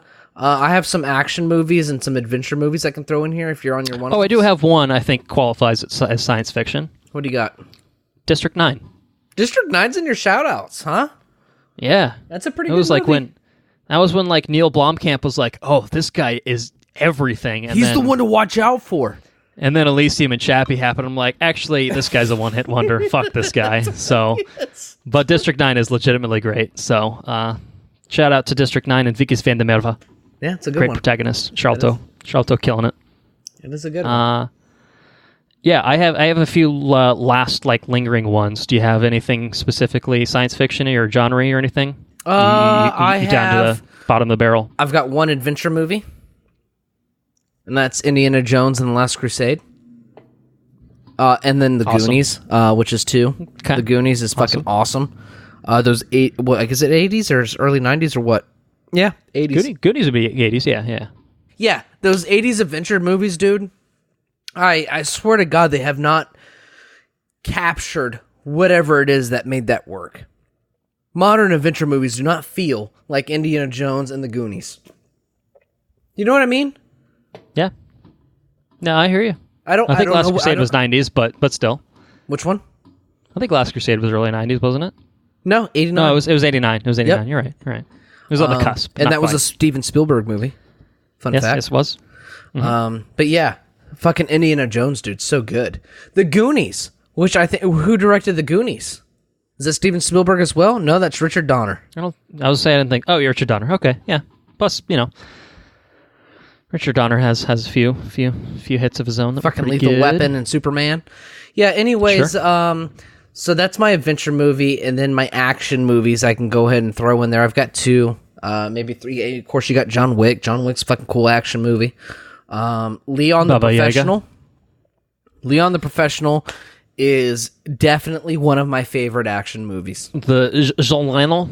Yeah. And Natalie Portman, a little young Natalie Portman. Yes. Natalie Portman may or may not be one of, I didn't think about it, but she's kind of one of my favorite actresses, I guess. Natalie Portman. I like little Natalie Portman. I like adult Natalie Portman. But Leon the Professional is a 1994 drama crime movie about an assassin. It's pretty fucking cool. I like it. You like it? I think it's a great movie. Yeah, I've definitely seen it. I think it's a great movie. It's for me, it's one of those that like is now has the director stink on it. It's like like Luc Besson, I think, likes little girls a little too much. Is kind of what I understand about him. Is that right? Which I guess kind of it makes rewatching that movie a little. Well, I didn't know that, creepier. dude. You don't have to fucking put that on me. I didn't know that shit. Well, I mean, like, I loved X-Men 2 back in the day, but I'm like, I'm not going to talk about Bryan Singer. I mean, I've done it now, but the fucking Fifth Element, is that him too? That's him too. Fifth Element's fucking gold, dude. Fifth Element's fucking good shit. Yeah, but he's a pervert. Is he a pervert? I don't know if I don't think he's been convicted in a court of law, but he's been convicted in the court of public opinion, which is often just as damning. And he's making a movie called Anna. Doesn't carry prison sentences with it, I suppose. Anna looks pretty cool. Did you see Anna? It came. No, it just came out. It's getting real shit reviews. So. It looked kind of like it would be a real shit review kind of movie. Yeah, I could see that. Assassin Bay, though. I mean, whatever. Assassin Bay. Yeah, sure. Anyways, for real. Luke, fucking guy's a pervert. I like a lot of his movies. Anyways, continuing forward, I have Casino Royale. Hey, man, me too. You have it too? I do. Yeah, I have a subsection of honorable mentions called the almost but not quites, and I put Casino Royale in there. It's definitely in there. I know. Shout out to Henry, many time guest of this. I think I did the calculations. 13-time guest of the podcast. I know it's one of his favorite films, maybe his favorite of all time. I don't want to speak for him, but I know he loves the shit out of that movie. It's maybe my favorite Bond movie. It's definitely the best Craig Bond movie, without a doubt. It's got to be the best Bond movie. I mean, yeah, I think it could be. Yeah, there's a lot out there. It's a lot out there, but I mean, he's. I don't know about you. It's much like Batman. Who's your Batman? Oh, he's my James Bond. Absolutely. Right. So he's your Bond, and that's the best of his Bond movies. And he fucking nailed that first one, dude. That first one was so good. Casino Royale is excellent, awesome movie. And who sung that song? Who sung the Bond song for that movie? Oh, yeah, okay. I was like, who sung that song? I don't know this movie. Who sung that song? Chris Cornell, man. Chris Cornell fucking sung that Bond song. The late Chris Cornell. My name. Oh, man. You know my name. There will never be a Bond movie like Casino Royale. I don't care what you say. Arm yourself because no one else here will save you. Your arms will betray you. Well, let's just say I don't croon like Chris Cornell used to. Rest in peace, of course. But I do like that other Bond song, "The Writing on the Wall." That one's pretty good too. Is that the Adele one? No, that's the other. That's dude. Skyfall. That's the dude. Oh no, it's the Sam Smith one. Yeah, Sam Smith one's pretty good too. But yeah. Chris Cornell, I think most of the. I mean, like, the Quantum of Solace one's weird as shit. It's like Jack White and Alicia Keys, like, totally bizarre combination. Fuck that one. I don't Another Way to Die. Another Way to Die. Something like that, you know? Yeah, you. I don't. I don't like that one. See, you know what I'm talking about? Yeah, I know what you're talking about. I don't know if I like it or not. I don't really care for that. You can keep that one. Has he only done 4? Huh? Has he done 4? He's Casino Royale, Quantum, Skyfall, and Spectre. Is that it? He's only done the 4 films, right? So Spectre would have been the Sam Smith one, right? I think so. I think Skyfall is the Sam Smith one. Okay. No, is it Skyfall? Skyfall is the Adele one because it's called Skyfall. But I think Spectre would be it then. That's the Writings on the Wall, something like that. Yeah, anyway. Featured song is Writings on the Wall, right? And that's a pretty legitimate good song. I'm curious to see what we get for Bond 25. But it's directed by fucking Cary Fukunaga, so it's got to be pretty fucking good. I think it'll be. Yeah, it's got Rami Malek as the fucking villain. Yeah, who's bold prediction time? Who's gonna do the theme song? Shit, I don't know. There's a lot of fucking singers. I know Muse have been campaigning for years now, but fuck them. Who's Radiohead? Maybe that'd be interesting. Radiohead. Fucking Radiohead? Do you think it's gonna just be like a? I don't know. I don't think it's gonna be them, but that would be interesting. Maybe Cardi B. Cardi B action. I would take some fucking Cardi B on some James Bond. I would take some. Yes, Cardi B. Cardi B is my vote. Fucking Cardi B. I was just talking about Cardi B the other day to a customer at the car lot. I said, "Hey," so I showed the customer how the Bluetooth worked in the car. It's like, "Hey, You like Cardi B? Like, yeah, I like Cardi B. So fucking put some Cardi B. Bruno fucking Mars. I would take some Bruno Mars on some James Bond. Well, what about a Cardi B plus Bruno Mars? Oh shit! Oh, best soundtrack guaranteed. End of the year best soundtrack. Bruno Guaranteed. Mars. Yes, best feature song. All right, I've got a handful left. I think we can rattle them off. What do you think? Rattle them off, dude. All right, Drive. Incredible. Nicholas Winding Refn. He's he's another auteur that I fucking really like all of his movies. You got what's the one with Mads Mikkelsen? Yes, Valhalla Rising. Valhalla Rising. Mm-hmm. You got the one with Hardy. Bronson. Yep. You got the one with the sequel to Drive, which is a little weird. I didn't really get into it as much. Only God Forgives. Yeah, it's a little weird. I don't know about that one. That's a one-off thing. We don't really talk about that one. But yeah, really cool dude. Makes really good movies. I'm all about it. Yeah. Well, I have 3 movies from 2015. Okay. I have Creed. Fuck yeah, dude. Which gets me every time, man. Gets me every time. That's a good one. Yeah. I have Room with Mohawk Bay, Brie Larson. Dude. Harrowing fucking movie, but damn good. What's that other movie she's in that's fucking incredible? Short Term 12. Yes. Did I tell you about that movie? I watched that shit. I watched that movie, and I had to pace around the house. I was fucking weeping so bad. I just started dating this girl that I'm dating now, and I didn't want to make a bad impression, but I couldn't control it, and I was fucking weeping all over the place. Trails of tears. I look like a fucking slug walking to the bathroom, just like a fucking trail behind me of tears. Also starring future Bond villain Rami Malek as well. That's true. That's true. Yep. And I have a little movie by the name of Mad Max Fury Road. That was a movie I struggled to put in the top 5. That one's Where is she taking them? Water! Do not become addicted to water. It will take hold of you, and you will resent its absence. Fucking guy, dude. Fucking dude. Oh man. Gotta ride Shiny and Chrome, man. Shiny and Chrome, baby. That movie's fucking cool. That is a cool... Possibly the best action film of all time. Easily one of the most insane films of all time at a bare minimum. Definitely easily. Yes. Absolutely fucking wild. Awesome. Bonkers. It's some bonkers shit, dude. And it's all practical. Oh, yeah, dude. Fucking crazy. I hope George Miller makes another one. Could you imagine? I don't care how long it takes. I want it. Imagine being on the set of that shit. All right, it was dude, horrible. We're gonna fucking go through the desert on this fucking go-kart here with this fucking pole that's rocking back and forth. We're gonna strap this guy into a harness and rock him back and forth while we drive 60 mile an hour through the desert. I think Tom Hardy talked about how it was like one of the most terrifying, horrifying, like miserable experiences for him. Like it was like 120 degrees, fucking sandstorms every other day. They were there for like 6 months. He said it was just like the worst fucking experience he's ever had as an actor. But he saw the final product and he's like, yeah. Yes, it's pretty fucking good. Yeah. It's pretty fucking good. You know why it's good? Because they're not fucking acting. That's why. That's why they're like, oh my god, if I fall off this pole, I'm dead. Shit sucks. Fucking guitar guy blew George Miller just literally he just created the wasteland. He just literally created it. Shit. This crazy Australian fucker.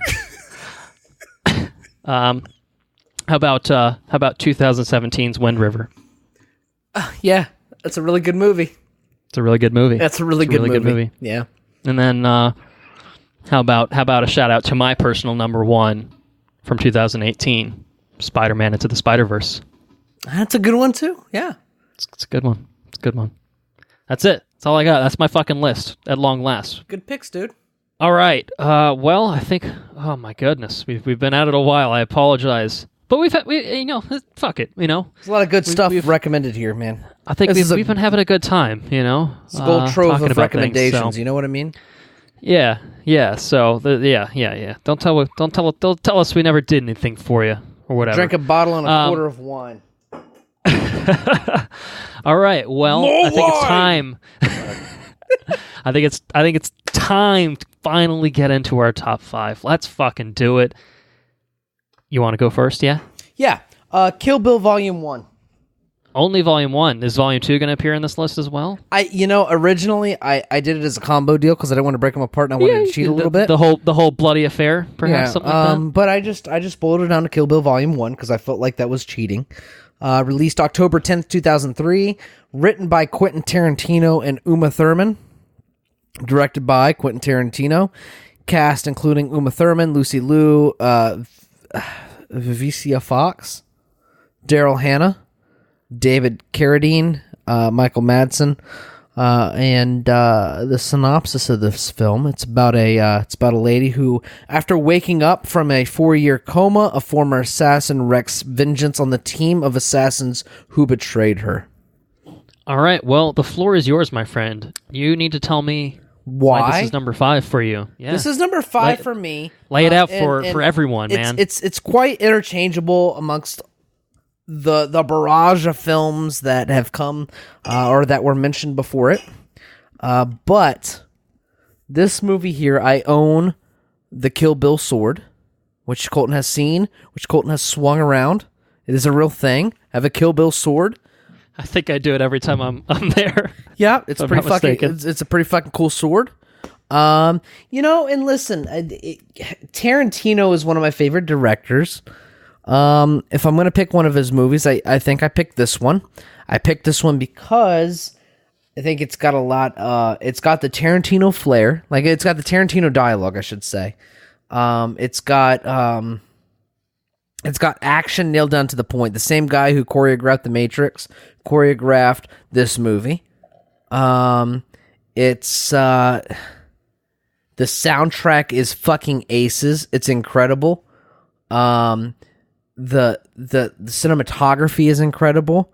It's a really fucking well articulated movie. I think I read online that the sequence that takes place between the Lucy Liu's faction of people, that the you know what I'm talking about? Yeah. The whole nightclub sequence. I think I read online it took like 6 weeks to film. And which is bonkers, but it's a ridiculous thing. And it's really fucking good. It's just a really good movie, man. Like, you watch it, you think about it. She goes to fucking Japan and gets that sword, the Hattori Hanzo sword. You know, she's betrayed by the guy that she was going to marry because she didn't want to be an assassin. She didn't get knocked up and getting married. And they go and fucking try to kill her. And she gets raped by that guy all the time. You know? And she ends up cutting his tendon and stealing the pussy wagon, which is that fucking truck. The soundtrack. I really, really like that battle, that fight sequence between Lucy Liu, though, and Uma Thurman, the bride, as she's called. Beatrix, I think is her name. And really a fucking cool movie, man. Really cool movie. What do you think about that? What are your thoughts? I think it's a good shout. I mean, I know Tarantino is one of your favorite directors, so I'm not surprised to see a representative amongst the bunch. I know you've always had a tendency towards Kill Bill, so, and I don't, as I feel like I didn't hear you say anything about it when you talked about Tarantino earlier, so I felt it was a glaring omission, perhaps. Oh, so, not totally surprised, but I think it's a good pick. Absolutely. It's one of your favorite movies of all time, man. All right. Well, correct me if I'm wrong, but yours are not ranked in order, right? No, you're just doing totally a loose top 5. That's right. Yeah. So mine are kind of, I kind of made them sequential. So it's again, as I kind of said earlier, yeah, you know, it's a little all over the place. Things might get changed around depending on the day, but I have a loose, like I'm thinking like, you know, number 1 is my all-time favorite. So we're working backwards. My number 5, actually what I want to do, I have an elaborate plan. I'm going to read you a quote from the film, and I'm curious to see if you can pick out what it is based on the quote. Okay. Now, some of these I'm pretty sure you'll be able to figure it out, but maybe not. We'll see. And so look up idiot in the dictionary. You know what you'll find? A picture of me? No, the definition of the word idiot, which you fucking are. Yeah, burn after reading. Is that what that is? No, it's not Burn After Reading. It's another comedy by the name of Kiss Kiss Bang Bang Bang. Bang. That's it. Okay, I remember that. Yep. Yeah, we didn't mention that guy, did we? Black. Nope. What's his name? Shane Black. Shane That's Black. right. Well, to be fair, he's made some shit movies too. So Kiss Kiss Bang Bang's pretty fucking good, though. I know you've liked that movie for a long time. So October 21st, 2005, it came out, written and directed by Shane Black, who has since gone on to do the likes of Iron Man 3 and The Predator, but he's also done The Nice Guys, which is legitimately also fucking great, and a very similar style film to Kiss Kiss Bang Bang. Stars Robert Downey Jr., Val Kilmer, and Michelle Monaghan. It's about a murder mystery that brings together a private eye, a struggling actress, and a thief masquerading as an actor. It's got the James Bond girl in it, too. Not the James Bond, but the Mission Impossible girl in it, too, doesn't it? Yeah. And Michelle Monaghan's Tom Cruise's wife, Ethan Hunt's wife. Yeah, okay. Mhm. Good movie. That's right. Good movie. Is that... Who says that to it? Who says that? Who says the line of dialogue? Gay Perry, portrayed by Val Kilmer, says that Gay to... Perry. Gay Perry. That's literally the character's name. He says it to Harry Lockhart, as portrayed by Robert Downey Jr.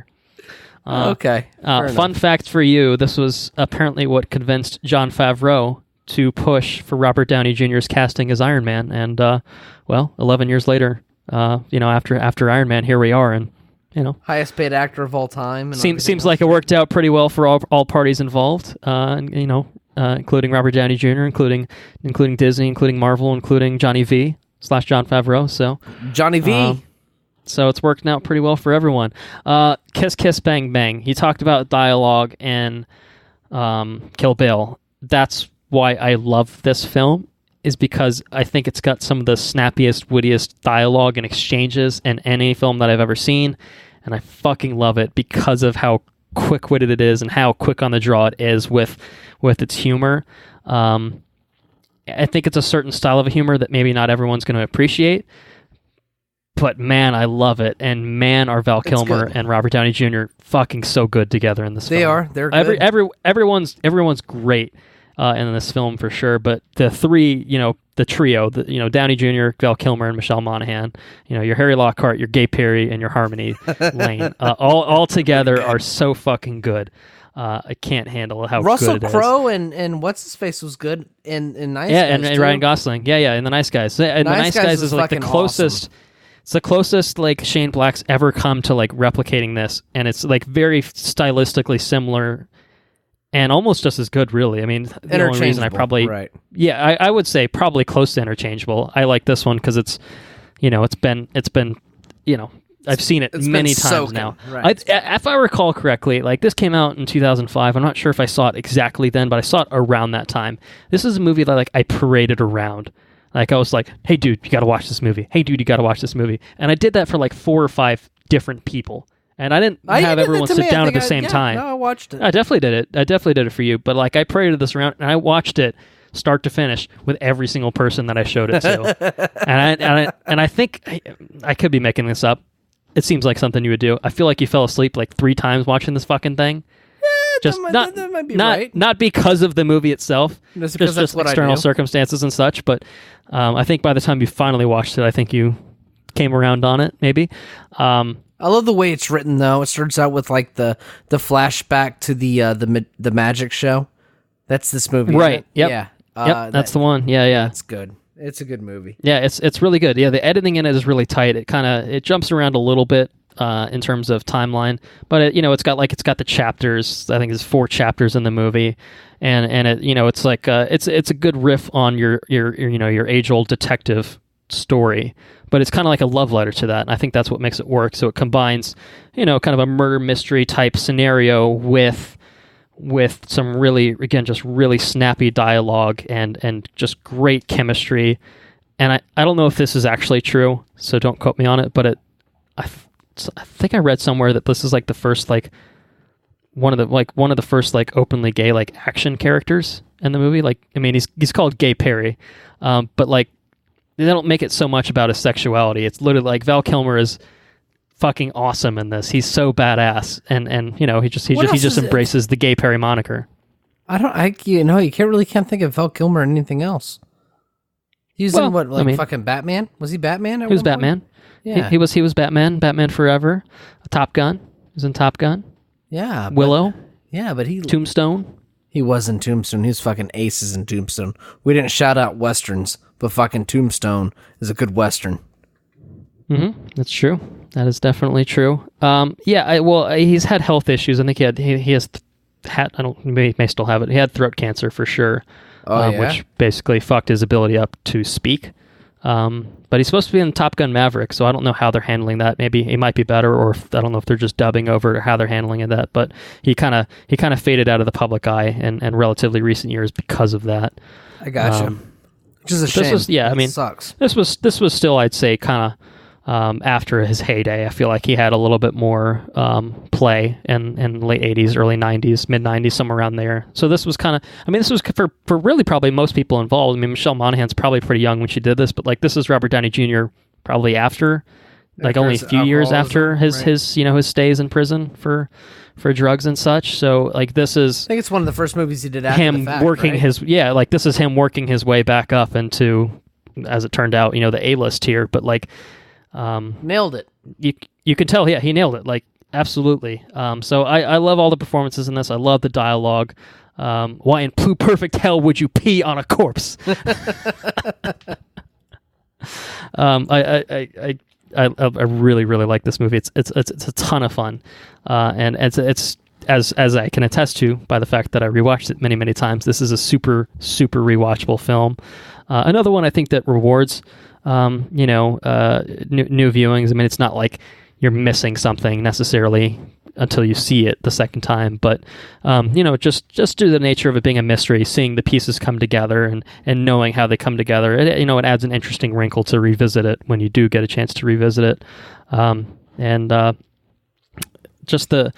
It's stylish. The soundtrack's really cool. It's like Shane Black has his Christmas thing, and this one really kind of leans into that.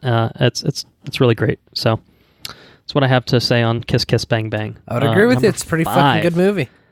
Number 5 for me. Number 4. What's your number 4? The Big Lebowski. Okay. All right. I think I might have mentioned this one a little while back. Yeah. So this is the Coen brothers entry. Yeah. That's right. Okay. Released March 6, 1998. Directed and written by Joel and Ethan Coen. Jeff the Dude Lebowski is mistaken for a millionaire of the same name, seeks restitution for his ruined rug, and enlists his bowling buddies to help get it back. I at least watch this once a year. This is interchangeable with Burn After Reading, in my opinion. I like both of these movies just about equally. Do this one on the list because I feel like the dude is the embodiment of Ben, and I kind of just, I don't know, it's got like a special place in my heart. The Big Lebowski does. We should all be like the dude, and it's just a really fucking good movie. It's funny, makes you laugh. Always get out of my town, Lebowski, and he fucking throws that cup at his head. It's fucking hilarious. So good. I'm like the dude. It's a good It's a good movie. It's so fucking. They're nihilists, Donnie. They don't care about anything. That's it. Over the line. It's so good. The Jesus. Yeah, I think that. I feel like. God. I think they're doing a Jesus movie. The Jesus movie. Not. They've done many Jesus movies. To be fair, but the Jesus. Yeah, I think John Turturro is doing. I think he's reprising his role as the Jesus for like a spinoff movie. That's hilarious. However many years later now. Good movie. Excellent movie. This is what happens, Larry, when you fuck a stranger in the ass. You go over there beating up the fucking Corvette. So good. It's a super quotable movie. John so Goodman. John Goodman is fucking excellent. John Goodman is so awesome in this. Yeah. And Steve Buscemi is also good. Yeah, he's good. You're out of your element, Donnie. You're out of your element. Shut the fuck up, Donnie. The dude and I were having a conversation, Donnie. What's he say? I think John Goodman might be my favorite character in the whole movie, though. He says something.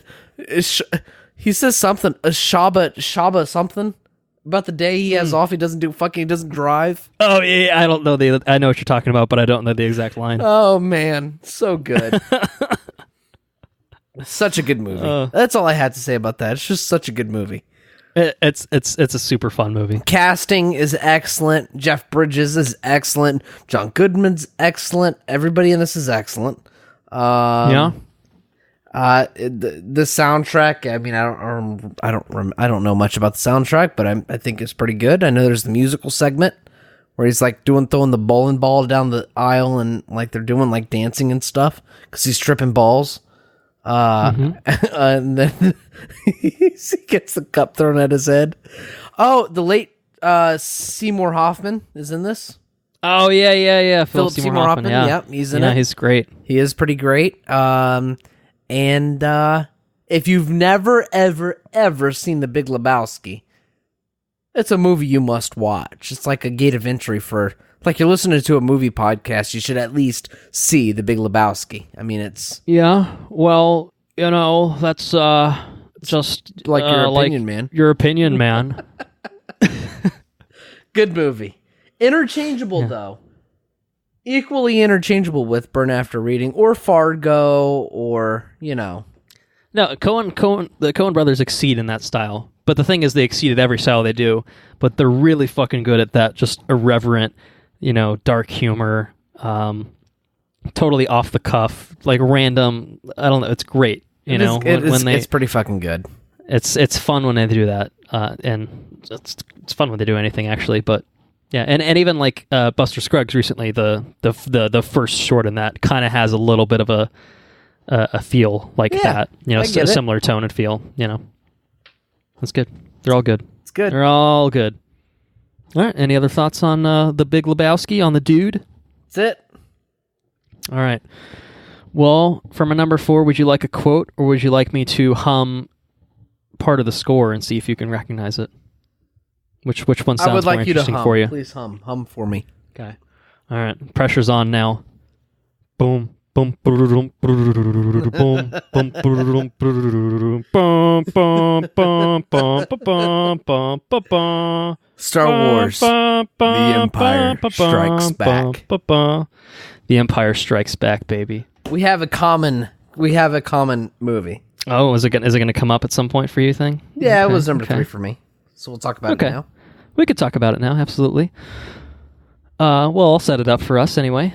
Released May of 1980, written by Lee Brackett and Lawrence Kasdan, directed by Irvin Kershner, stars Mark Hamill, Harrison Ford, Carrie Fisher, Billy D. Williams, Anthony Daniels, David Prowse, James Earl Jones, Peter Mayhew, Kenny Baker, and Frank Oz. Look, if you're listening to this podcast and you haven't seen The Empire Strikes Back, what are you doing? But in case you haven't, that's fine. It's fine. Don't worry about it. No judgment. Just a little bit, but not that much. After the rebels are brutally overpowered by the Empire on the ice planet Hoth, Luke Skywalker begins Jedi training with Yoda while his friends are pursued by Darth Vader. Ooh, fucking Darth Vader. Ooh, what's going to happen? This, I knew I loved Star Wars. I mean, God, we talk about Star Wars in probably fucking every episode that we've ever done in this podcast, really. So it shouldn't be any surprise to anyone that like Star Wars would filter its way into our favorite films. But God damn it, man, I love fucking Star Wars, and obviously I guess you do too. Oh yeah, no, it's and the Empire Strikes Back for me continues to be the pinnacle of the series. As much as I really, really like The Last Jedi, and I really, really enjoy The Force Awakens, and as much as I'm looking forward to The Rise of Skywalker, like The Empire Strikes Back, I don't know how you top it. It did the impossible thing of taking like a wildly successful, film and cool Star Wars movie. and A New Hope, and taking it in weird and new and unexpected directions, and somehow not pissing off everyone. Maybe it's because the internet wasn't a thing at the time or something like that. But I think by virtue of both you and I kind of coming after, I mean, we were both born more than a decade after this film was released. But it's still, I think maybe we were raised right. Maybe that had a little something to do with it. I had older siblings, neither of which would have been quite in the right time frame. But either way, I think they kind of grew up in the heyday, probably around the time of Return of the Jedi, and my parents were obviously, I guess probably, for both of us, kind of in the right generation to experience I don't know Star Wars. I don't know where I first watched Star Wars. I can't remember. I don't know. Yeah, I don't know. It's interesting, but I know. I think at least for me, by virtue of having two older brothers that really fucking like Star Wars, that's where my Star Wars tenure basically began. And The Empire Strikes Back is a movie for me that I didn't rewatch. It's the only one, I think, of the 5 that I'm going to talk about for my top 5 that I did not rewatch for this episode. And I didn't need to. I absolutely, if I had more time, I would have. But this is one of those movies that like I know by heart, and I will rewatch it any opportunity that I can. It's so good, right? It does a lot to expand the world of Star Wars, but I think more importantly, it does a lot to take the characters in just really, really interesting directions. And I think Return of the Jedi doesn't quite capitalize on the promise that this film leaves you with. But, I think anytime someone makes a sequel, it always gets compared to The Empire Strikes Back. Like, oh, this is the Empire Strikes Back of the franchise. And I'm like, no, it's not. Okay.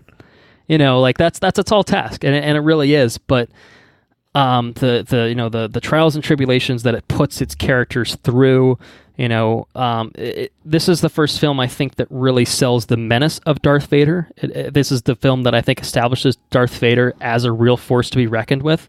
Because even though he was cool and had a badass costume in Star Wars, like, this is the first time like he's fucking choking out Imperial officers like a fucking asshole. And, apology accepted, Captain Nita, and... He blocks that Star Wars, he fucking absorbs the fucking blasters from Han Solo. Yeah, the fucking Cloud City stuff, man. Puts him so in carbonite. Cool. Yeah, it's fucking cool. He's straight up imposing his shit. Like, he's just so badass. And then you get the fucking lightsaber duel at the end with Luke. He gets his ass where he comes out on top, chops fucking off. Luke's hand off. Yeah. You've got the fucking, We've never done. Have we done a Star Wars revelation bonus episode? No, but there might be a movie coming out in the future that we can think about doing one for. All right. Maybe. Might be one to talk about. So maybe I won't spend too much time talking about the actual plot details, because maybe we'll talk about that on a future episode and more detail. I can't believe we haven't done a Star Wars bonus episode. That's bonkers. Well, have we? Well, I mean, we had Solo that came out. Well, I guess Last Jedi. I think maybe we. Yeah, I mean, we got the conclusion to the trilogy coming out, so I feel like the time is probably nigh to do it. Gotcha. So I'll table plot details, because I could probably just summarize this film for like 30 minutes and everyone would be like, yeah, I've seen it, you fucking idiot. So I won't do that, even though I'm tempted to. No, I think in terms of the world building, like Hoth is such a cool fucking setting. Hoth is fucking awesome, dude. Dagobah is so badass. And I think in Cloud City, and fucking Lando Calrissian. Fucking the coolest motherfucker in the universe. Suavest fucking man in the galaxy, man. Absolutely. But no, I think this one is a case of, let me do a quick check. This is the only sequel I have on my list. So this is the only one, in effect, taking things that were established. It is taking established characters, taking your Lukes, your Han Solos, your Leias, and stuff like that, and your Vaders, but it expands them in such and really, really interesting, compelling ways. And it's one of the few sequels that I think really surpasses the original. I mean, there are sequels that are more enjoyable, but it just really rides it out to the fullest, extent possible. I think it does super interesting things with the characters like Yoda. I mean, the first introduction of Yoda, and pushing characters, just the way that it ends with Carbonite, with Luke losing, with kind of this sense of despair, and like really challenging you. And you're like, I mean, I don't even know what it would be like to like watch this movie and then have to wait a few years for Return of the Jedi and think like, oh my God, what the fuck? Like, even though The Last Jedi kind of ended in like a somewhat shitty way, it still had like a message of hope as the ending. And here it's just kind of like, oh man, things are just kind of shitty, I feel like a lot of ways it made Star Wars the pop icon that it is. You know what I mean? I believe it. Yeah, I mean, I think what makes this movie work for me is it's got everything you'd want out of like a summer blockbuster movie. You've got your epic battle sequences. I mean, starting off on Hoth, fucking so cool, dude. You know, the snow speeders and the AT-ATs, so badass. I mean, you imagine seeing that in fucking 1980 as it. Oh, like, dude, that's it would have insane. blown your fucking mind. I mean, it's Space Odyssey-esque in terms of like, oh my god, how do you do that in this time period? Like, yeah, you just CG everything, like you're good, but like you don't have that luxury. And you got miniatures, you've got what practical, other practical mediums you can accomplish, but it all looks so fucking good. So it's got that. It's got the spectacle, It introduces super cool new locations, as I kind of talked about. Cloud City is another one. Fun fact. Yes, fun fact. Fun fact. Please. Star Wars pioneered CG for like all of cinematography, or not cinematography, but all of film. Without Star Wars, George Lucas made CG, is what he did. So, I mean, the first Star Wars really set it off, and then it kind of escalated from there. But he created compute. I'm getting kind of drunk right now, and I can't talk right. But he created computer generated imagery for the fucking film industry, is what he did. Mm-hmm. And he did it with Star Wars. So we owe all of CGI to Star Wars. Anyway, that's my fun fact. I did a whole report on it in high school. Okay. All right. Well, interesting. Thank you for that, sir. Yeah. Moving forward. Anyway, I'll wrap up my thoughts because otherwise I'm going to get rambly myself. The expansion of the lore in terms of the Force, in terms of Yoda's teachings to Luke. My quote, I'll fit it in here anyway. My quote was going to be, "Life creates it, makes it grow. Its energy surrounds and binds us." Luminous beings are we, not this crude matter. Anyway. So that I'm sure you would have picked it out from that nonetheless. You still have the Yoda lamp, right? I do still have a Yoda lamp. Yes, you have a Yoda lamp hanging out, and I'm actually sitting in a Star Wars dominated room. That's true. Star Wars is my jam. Yeah. Well, if you look, you can see somewhat of a Rey right there. Yeah, that's on a my wall, painting adorning my wall, right above your bed. Rey looks over you while you sleep. That's right. Also, Henry gifted me with a Rey blanket, so now I can. Oh, now you can cuddle with Rey Bay. So yeah. Final thoughts. It has everything that. I mean, I am already predisposed to Star Wars. Obviously, many years now I am, but I think if you even like remotely enjoy the first one, this one just builds the world up in really interesting, critical ways. Leaves you in like the best worst kind of cliffhanger where it's just like, oh my god, what happens next? Just the serialized nature of the storytelling is just super compelling. The stuff with Han and Leia is really, really, really beautifully developed, I feel. And you've got your fucking menacing ass villain. You got cool ass looking bounty hunters like Boba Fett and fucking IG-88 and Bosk and shit. So I'm like, oh, this is just everything I want. It's everything I want out of a movie, but. At the same time, it's only number 4. So what could be better? But it's your number 3. So what do you have to say for The Empire Strikes Back? We've already talked about it. Do I skip ahead to number 2, or should was this your number 2 or is this number 3? It's my number 3. Well, I feel like I kind of hogged the microphone. Do you have any other thoughts? Microphone? No, I said my piece. It's an incredible fucking movie. Yeah, I don't have a lot to say. Listen, if it's in my top 5, I think it's fucking bonkers, dude. I think it's real good. Okay. All right. Yeah, well, I mean, yeah, we won't skip to your number 2 because I want to talk about my number 3. I thought you just might have a few more things on Empire to talk about, but nope. You pretty much nailed everything, dude. Hog the microphone. Okay. All right. Well, my number 3. You ready for a quote? Go ahead. You might be able to figure it out based on how it sounds. Yo he tenido tantos nombres viejos que solo pueden pronunciar el viento y los árboles. Yo soy el monte y el bosque y la tierra. Soy un fauno. Oh, I heard a fauno. Is that Pan's Labyrinth for number 3? Would you like the English translation of that? Let's hear it. It might be a quote you might recognize in English more so. Me, I've had so many names, old names that only the wind and the trees can pronounce. I am the mountain, the forest, and the earth. I am a faun. Listen, dude. Pan's Labyrinth is a modern fucking fairy tale told through the medium of film, and it's fucking incredible. I picked my number 2 based on kind of nostalgic things, I think. Okay. All right, well, it's interchangeable, but listen, fucking Pan's Labyrinth holds a incredible place. I mean, it belongs in the top 5. I knew you would pick it as a top 5. I knew it would get recognition, so I picked something else. So you wanted to spread the love? Oh, I kind of want to spread the love to something else. Okay. But yes, Pan's Labyrinth, dude, is so fucking good. Okay. Well, I don't want to say too much about Pan's Labyrinth myself because I listened back to what we already said about Pan's Labyrinth, and I felt like I gushed enough to kind of cover it. So we did an episode called La Trilogía de Guillermo del Toro, which was kind of 3 movies that are considered this unofficial trilogy by director Guillermo del Toro. Kronos, Devil's Backbone, and Pan's Labyrinth. And I think we both regarded Pan's Labyrinth as the best of those 3. For me, I recognize it as Del Toro's finest, in my opinion. Yeah.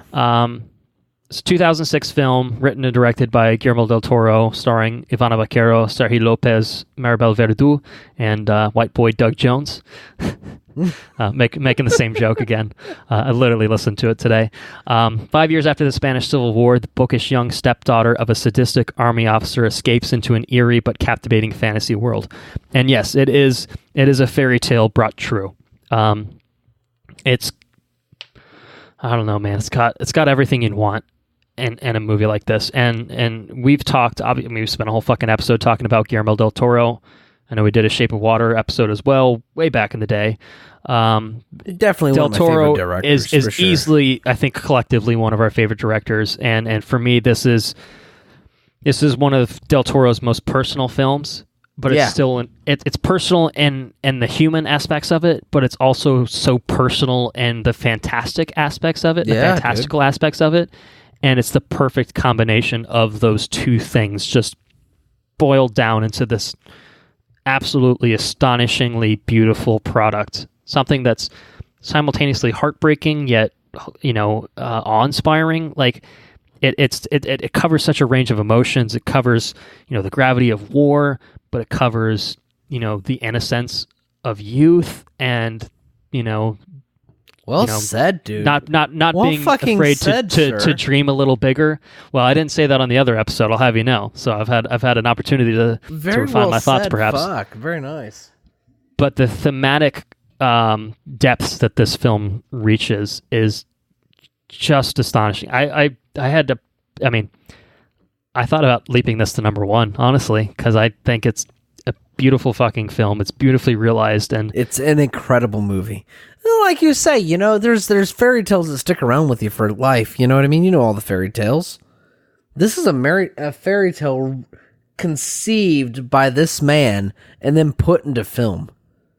And it really is a fucking fairy tale. It's astonishing, is what it is. It is. I can't gush enough about this movie. What I will say is, if you're interested in hearing both of our thoughts on the movie and more expanded detail, please do yourself a favor and check out our episode on La Trilogía de Guillermo del Toro, which I believe is episode 72.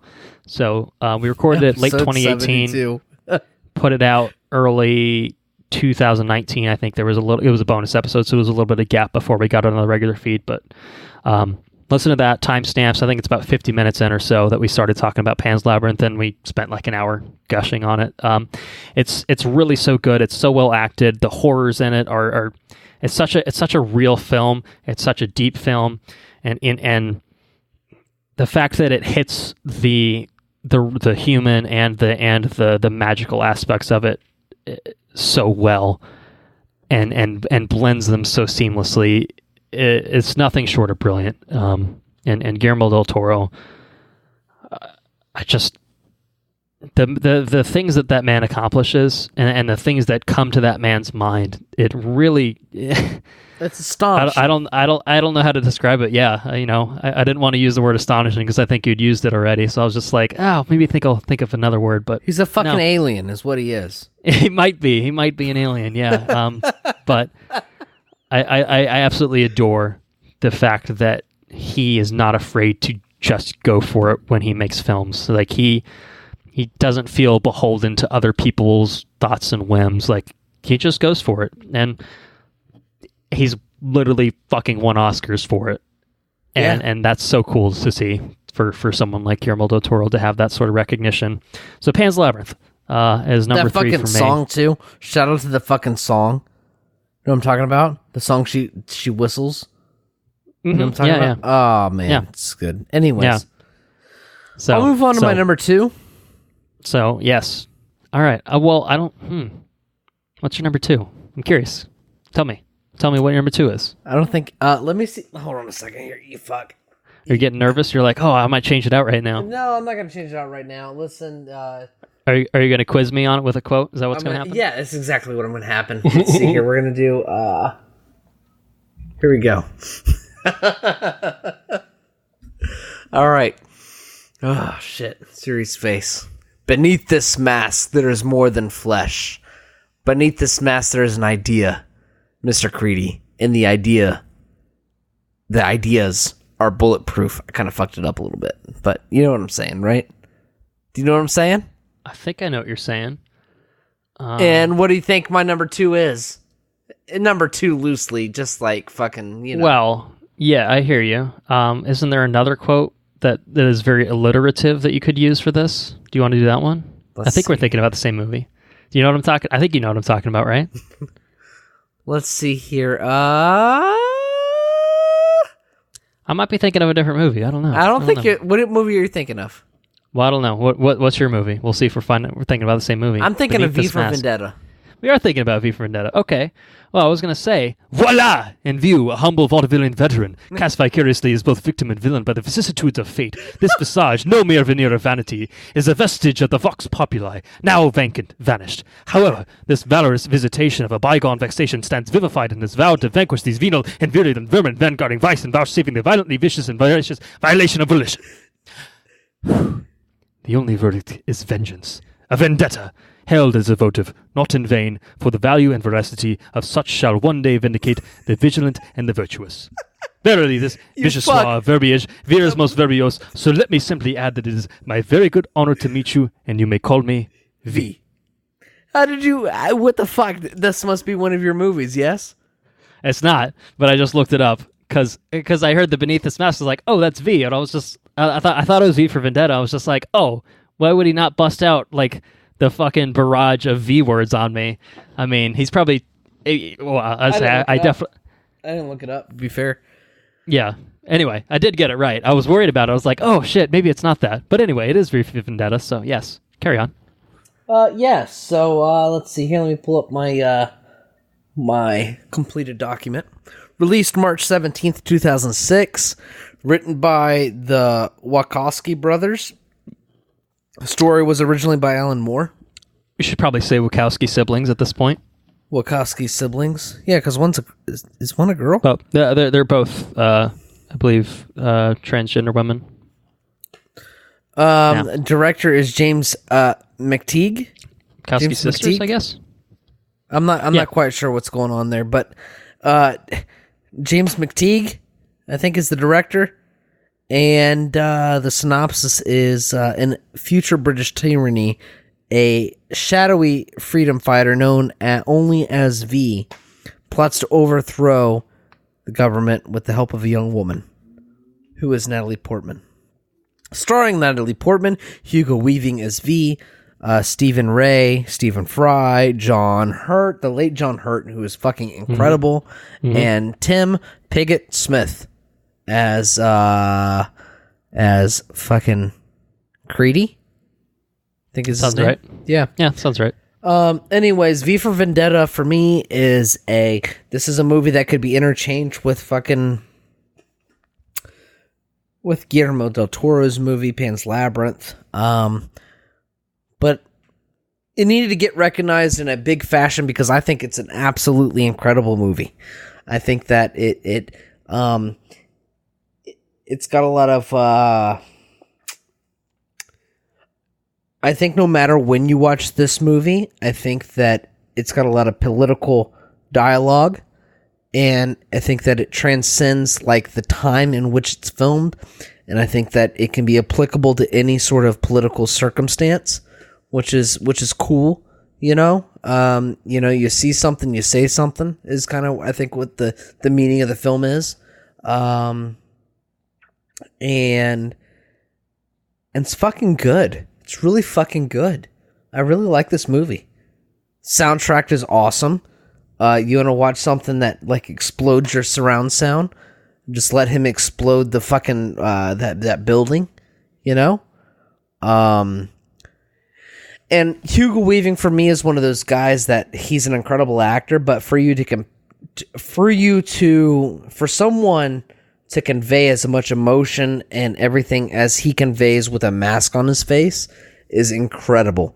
And I think it's kind of that comparison that I use every time. You know, when you can't see somebody, but you can feel what they're saying, or, you know, they can't, I mean, he's not using anything other than hand gestures and his voice in order for you to receive what he's trying to say. And it's awesome. So Hugo Weaving really, really drives it home in this. But the story is really interesting too. I mean, like I said, it's a political commentary, the government taking over, and I think it's just a really fucking cool movie, man. What do you think? What do you think about the V for Vendetta? I know you've seen it. I have seen it, yeah. It is a really cool movie. I haven't seen it in a while myself, so it's not in my top 2, spoilers, but yeah, great Natalie Portman performance. I mean, Hugo Weaving fucking so good in that role. And interestingly, not the initial person cast to play that role. It was initially, I think James Purefoy actually appears in the V costume for parts of it, but I think all of it was at least redubbed by Hugo Weaving at some point. Yeah, the dystopian setting of it is really, really fascinating, simultaneously horrifying and stuff like that too. But I should revisit that one because I don't know, I could. It's pretty good. I remember liking it a lot, being pretty good. I haven't seen it in a while either, but it's always been one of those movies that just it sticks, you know. It sticks. Yeah, I hear you. Yeah, so that's why I picked V for Vendetta. What do you got for number 2? Well, let's see if you can pick it out from the quote. This is one of the movies I think maybe. Well, I don't know. Actually, I think I'd say my top 2. I wouldn't say are quotable films, interestingly enough, but I think that they shine in other ways. So I'll read you the quote that I picked out for this one. Might be able to figure it out. As the sound of the playgrounds faded, the despair set in. Very odd what happens in a world without children's voices. Any idea? Fuck, Dark Tower? No, this is actually a film that we've talked about earlier in the episode, and it's a film by the name of Children of Men. Yeah, okay. So that's a good movie. It's a really good movie. I played a little coy when you talked about Alfonso Cuarón. In fact, you'll notice that I volunteered neither Guillermo del Toro nor Alfonso Cuarón's name because I knew for a fact I was going to talk about him at some point. And there's a certain director for number 1 that I didn't volunteer his name, and nor did you, interestingly enough. I know it. I know exactly what your number 1's going to be. Yeah, we'll find out. Maybe I changed it up. Maybe it is the Dark Tower. You didn't change it up. I know what it is. Maybe it is the Dark Tower. You don't know that. I didn't bring it up because I knew what it was going to be. So sure you did. So, Children of Men was written by Alfonso Cuarón, Timothy Sexton, David Arata, Mark Fergus, and Hawk Ostby. Interestingly enough, the latter two went on to produce a little sci-fi series by the name of The Expanse. So, good clout there. Oh no! Yeah.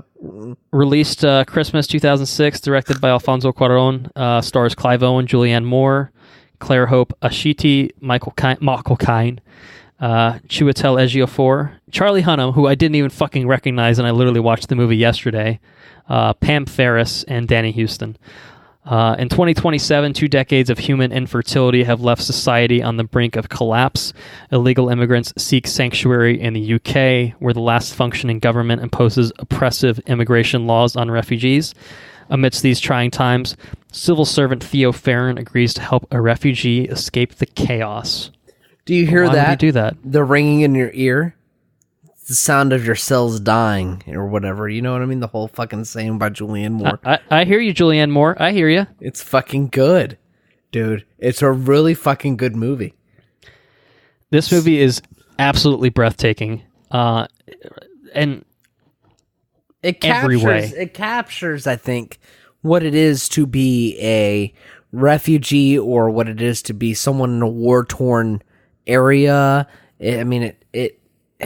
I don't know. It's a powerful film. Well, I think the interesting thing, first of all, is that in our current political environment with immigration and the current state that it's in, this film made 10 plus years ago rings even more, probably truer than ever before. Captures it, dude. Really does. So I think that's something to note. I'm not going to spend, a lot of time talking about that, because I'd rather just talk about the movie more in a bubble.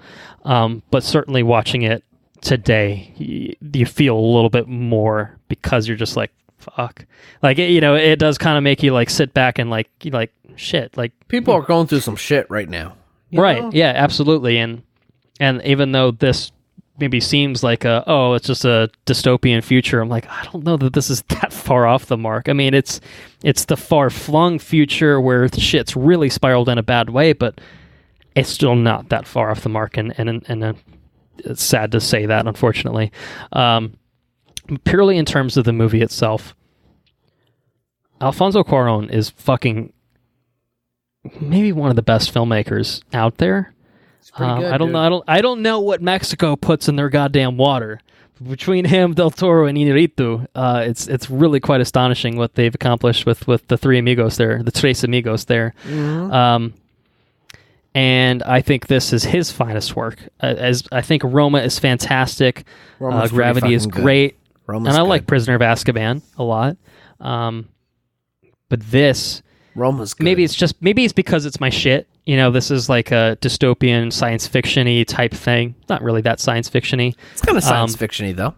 Kind of like science fiction adjacent, maybe. But it's this harrowing fucking war-torn future where shit's just horrible, horrifying conditions. But the way that it's filmed, it feels so goddamn real. It's straight up terrifying. And even just beyond the comparisons you can make to current climate, it's just the way that it's filmed. It feels like a documentary, and it's filmed. This is what I find interesting. So, me personally, I'm not a filmmaker. I was back in the day when I was a little kid. You and I were excellent filmmakers back in the day. Absolutely. For the YouTubes and such. But me personally, my stylistic choices, I hover towards more static shots, like uses of dollies, like interesting camera movements and stuff like that. Yeah, like totally. Very, very clean shots. Like consistent movement. I like clean movements. I like clean framing. Long shots. Yes. Right. Yes. I'm and with this you. movie is nothing like that. It's not. It's very kinetic. It's handheld. I think every single shot in this film is handheld, and it's constantly just moving with the characters. But it's real, though. Which is interesting. It's a real well, that's just fucking it. movie. Like, it feels like boots on the ground type, like guerrilla type fucking filmmaking, and it's so fascinating because it makes it feel so realized. And I think another thing maybe one of the biggest things, like technically speaking, about this film is the one shots in it are just absolutely mind-boggling. So there's a few in it. There's a few in it that are, I don't know, man. Like, just, I don't know how they pulled it off. I assume there's probably some digital trickery where there's like an endpoint where they, stop to take and then, just kind of built it into the seamless thing. But there's like an ambush sequence when they're driving down a road, and like the whole thing takes place within the car. Phone call. That's when I got the phone call right there. Okay. Yeah. Yeah. So the sequence itself, I wish you had a better experience with this film. I know you saw it recently. No, I mean it's an equally powerful. But I wish it was moment. I guess, but I hear you, but I that's something you'll never separate this film from that. No, definitely not. So and I think that's it is what it is. It's a good film to I guess always have lodged in there somewhere, but not for the right reasons. Let's put it that way. I'll put it that way. Well said. But yeah, that moment right there is gonna stick around with me forever. And I mean, to be fair, it's a powerful moment in the movie too. I really like the moment where he. I really like the sequence inside the building at the end. Yes. You know what I'm talking about? So there's the whole one shot with the birth sequence, basically. Spoilers. And then he basically escorts Key and her baby down the stairs through the buildings that we were talking about, where everyone just stops at a standstill, like, oh my fuck, what the fucking shit, and like people are praying, and like people just stop dead in their tracks, like they're in the middle of a fucking war zone. Like prior to this happening, there's like a fucking 6 minute no, there's a baby crying. One shot sequence of just shit popping off, and I mean, it's insane technically speaking. It's just absolutely insane. And then it's this just fucking beautiful shot, extended shot of Theo going down the stairs, escorting this sign of oh my god, maybe the world isn't fucked after all, and people responding to that, and the most just insane way. I get chills thinking about it. I got chills watching it. Oh good. Man. And I haven't seen the movie in just about a year. Mm-hmm. And that's what I think about that sequence. It's real good. Yeah. And you brought up explosions for V for Vendetta. This one has quite a few explosions in it, and they are ear rattling as well. So they're pretty good. They're good. The Nothing beats the classical music is with the fucking good. Building blowing up, though. That's pretty fucking great. Yeah, no, the use of sound in general, both from the sound effects and the score, the soundtrack that they use is all really, really incredible. The style of it, oh man. And I gotta say, shout out to fucking Clive Owen, who I feel like has done mostly shitty films, I think, recently. I couldn't tell you the last good movie I saw. What's the one where he put a carrot in somebody's eye? Oh, fuck, what was that? Shoot 'em up. Shoot 'em up. That's what it was. Oh, God. Anytime you say Clive Owen, I think about him sticking a carrot in somebody's eye. Sticking a carrot, yeah.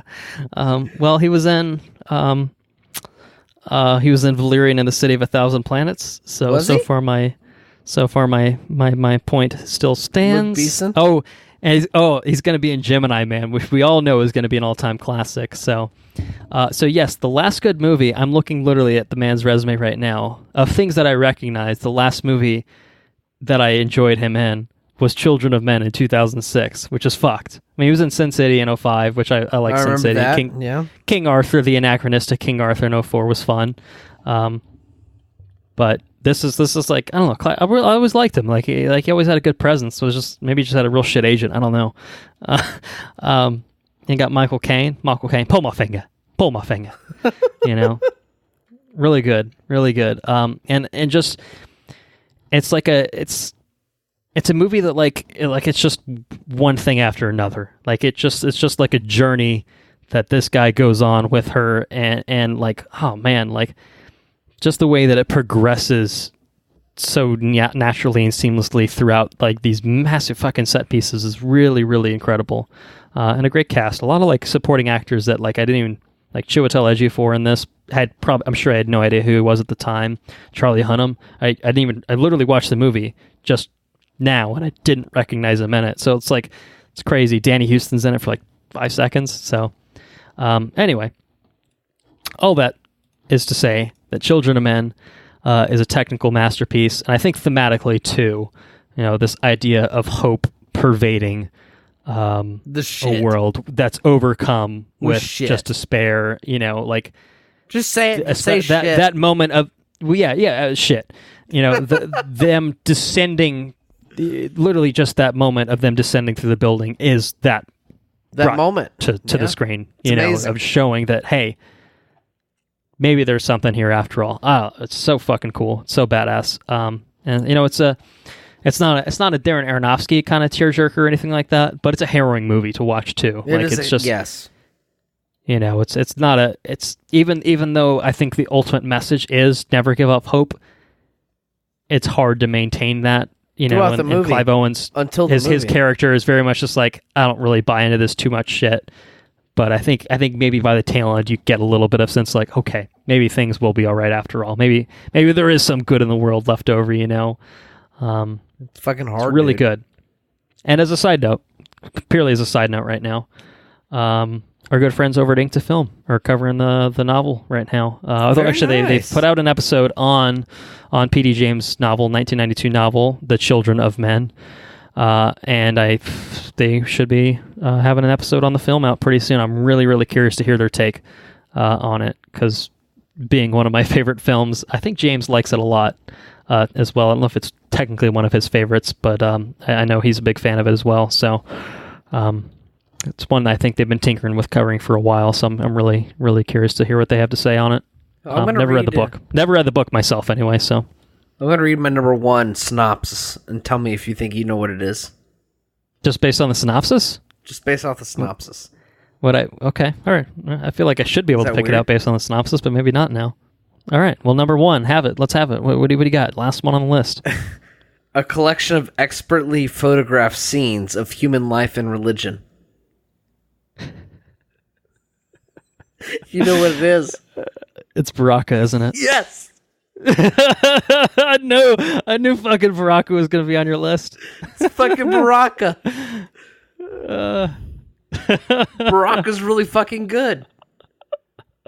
If you don't know about Baraka, I suggest you watch Baraka. Don't expect. There's no. It's directed by Ron Frickle. What the fuck's his name? I'm drinking too much. I can't see the fucking computer. Freaky? I don't know. Fricke. What do you think that is? Freaky? Frick? Probably Frick. Ron Frick, released in the U.S. November 19th, 1993. But I guess everywhere else, September 24th, 1992. Baraka tells the tale of fucking humanity through the use of cinematography alone. It says the Google thing, if you just Google Baraka, says, featuring no conventional narrative, this film presents footage of people, places, and things from around the world. From chaotic cities to barren wilderness, the movie takes viewers around the globe to witness a variety of spectacles in both natural and technological realms. Touring into formal conventional camps, the production doesn't shy away from the dark side of humanity and ultimately shows how much of the world is interconnected by both tragedy and vibrancy of life. I don't know about that description. It starts out with fucking nature. It's real fucking peaceful. And then it descends into the fucking madness of modern humanity. And it's hard to watch. It's not hard to watch. I mean, it's really good to watch. Don't get me wrong. It's a really good movie. It's a powerful movie. I don't expect you to have an opinion on it because I don't think you've ever seen it. That's true. I think you've encouraged me for probably better part of a decade now, but I still never quite made the leap. It's, it's one of those movies that doesn't have any dialogue, it doesn't have a script. It's strictly fucking pictures. Pictures and sound, and that's it.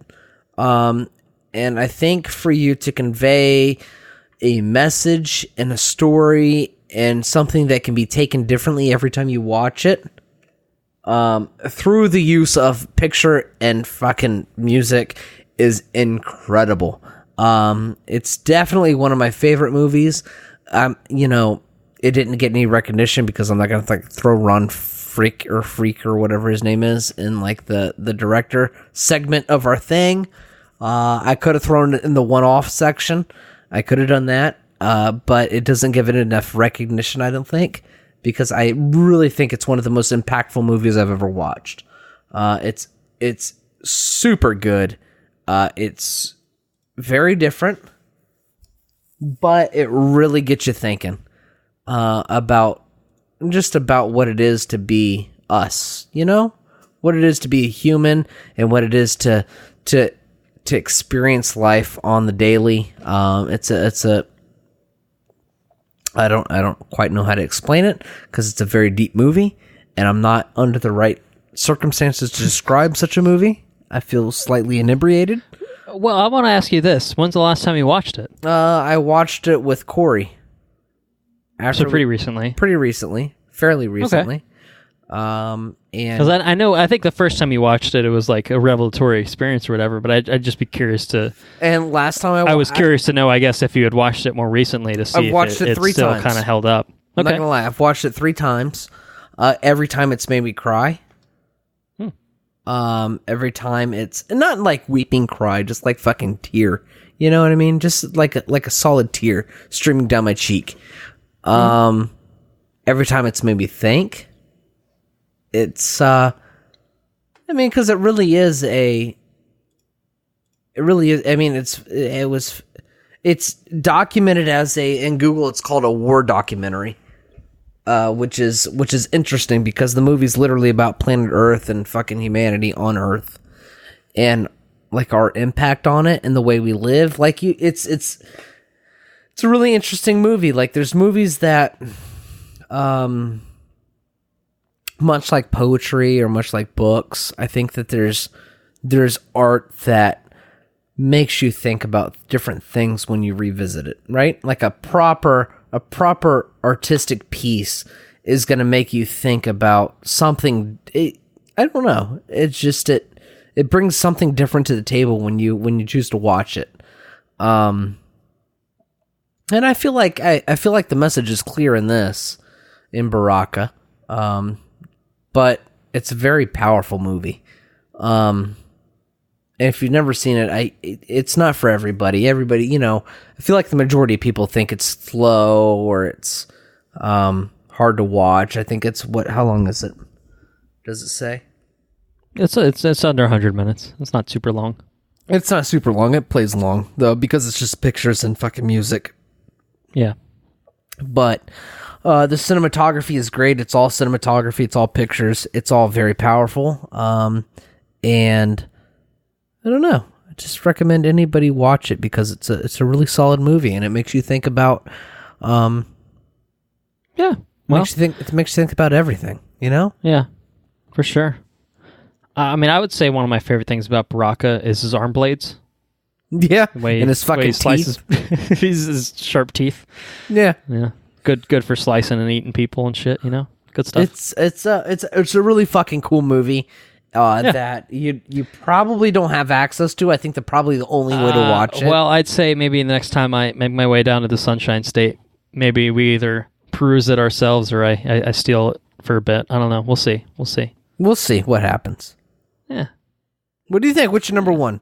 I think your number one Zodiac. What? No. I have to give you the quote first. There's no way to know. There's no way to know until you hear the quote. Give me the quote. I like killing people because it is so much fun. It is more fun than killing wild game in the forest because man is the most dangerous animal of all. To kill something is the most thrilling experience. And so on and so forth. I think that's Zodiac. That's definitely Zodiac. That is absolutely correct. That is from the Zodiac Killer himself. That was the first cipher he ever sent into. I don't know if he sent it directly to the San Francisco Chronicle, but that was the decoded version of that. The only one of the 4 ciphers he sent in that they were able to fully decipher. So that's interesting. That is yes, interesting. Zodiac, David Fincher's fucking masterpiece in my opinion. March 2nd, 2007, written by James Vanderbilt, directed by David Fincher, starring Jake Gyllenhaal, Robert Downey Jr., Mark Ruffalo, Anthony Edwards, Chloe Sevigny, Brian Cox, John Carroll Lynch, Dermot Mulroney, Elias Koteas, and Donal Logue.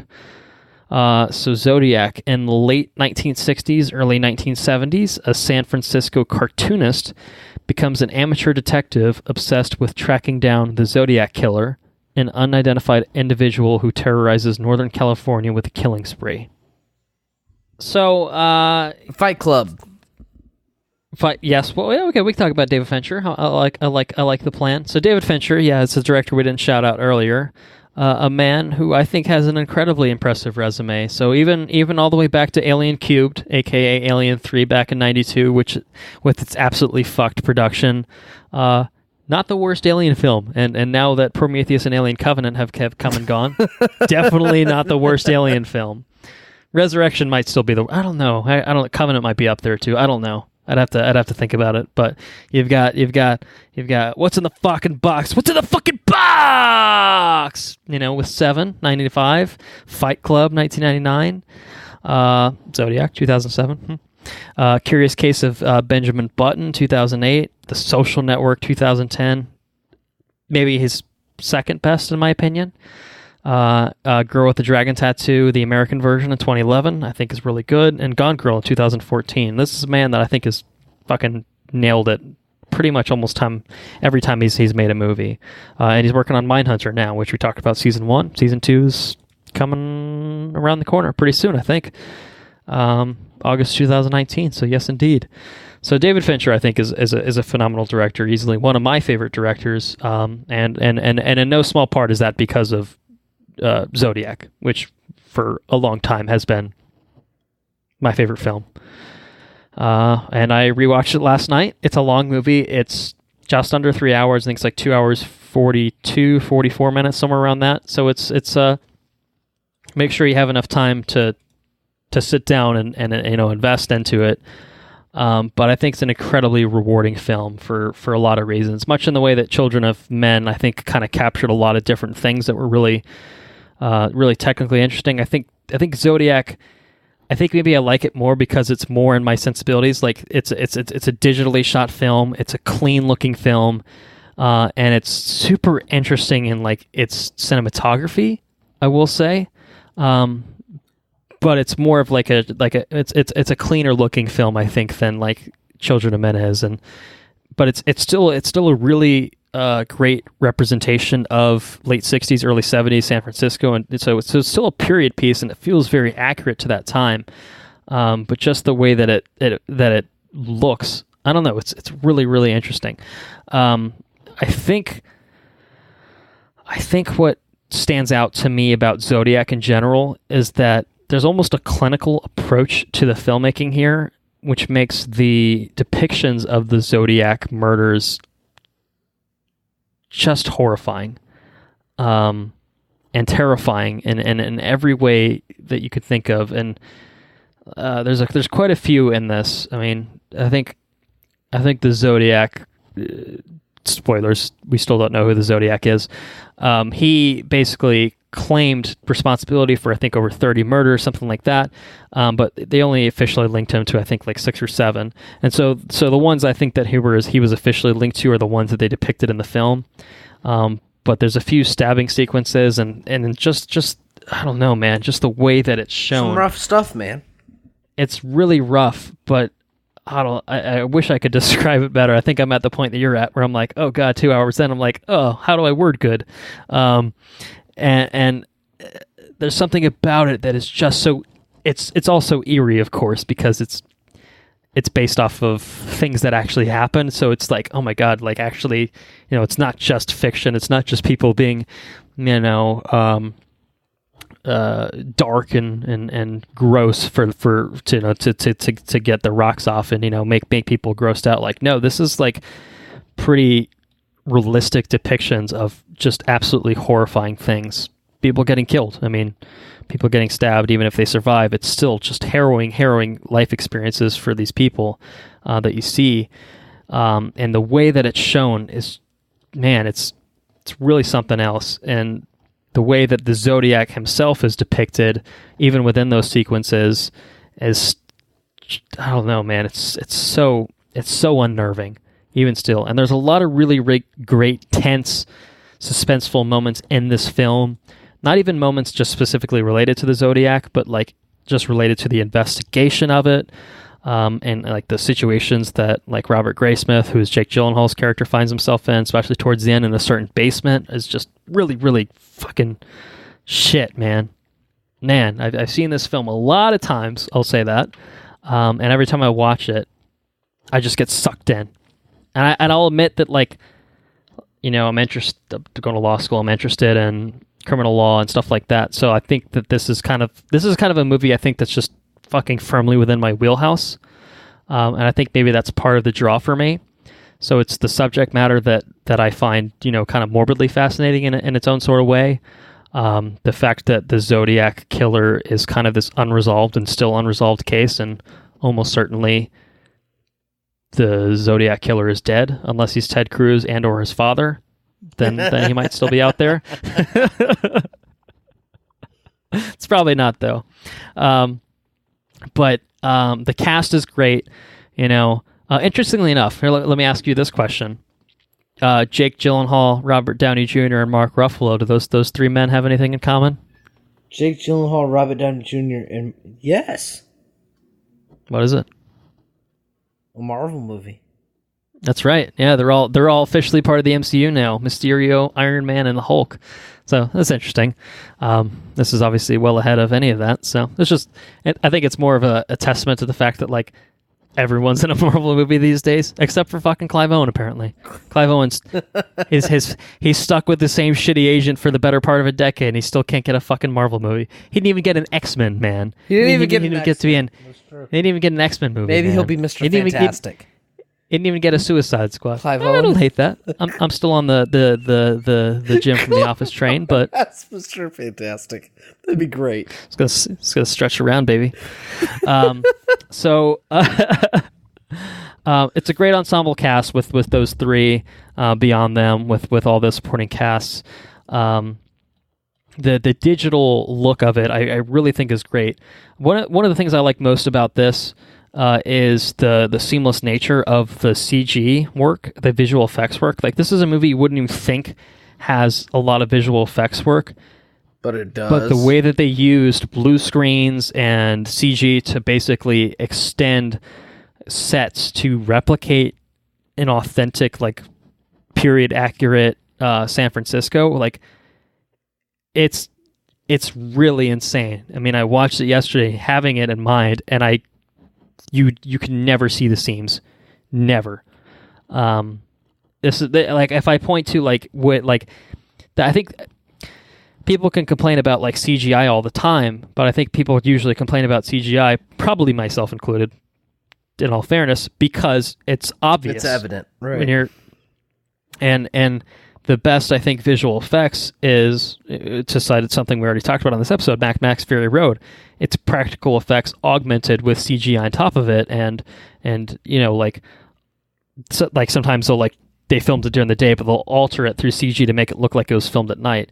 This one's not quite the same thing, but there's a lot of practical things and set extensions and stuff like that. Like, even if you know to look for it, it's just not evident. There's just no way to see it there.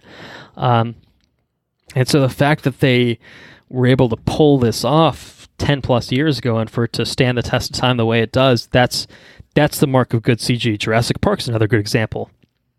A good mix of animatronics, CG, in a way that, using within the lighting constraints, like, it's as seamless as you could ask for.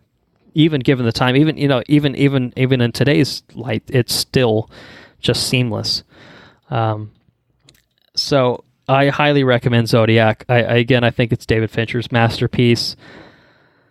Cast is great. I think the story is really compelling. It's based off of Robert Graysmith, who's a real guy. He was a real cartoonist for the Chronicle, San Francisco Chronicle back in the day. He wrote this book called Zodiac. And I think he wrote another book after that. I don't know what it was called. Probably something to do with Zodiac, if I had to guess. Zodiac Unmasked, I think, was the second one he wrote. I just looked it up.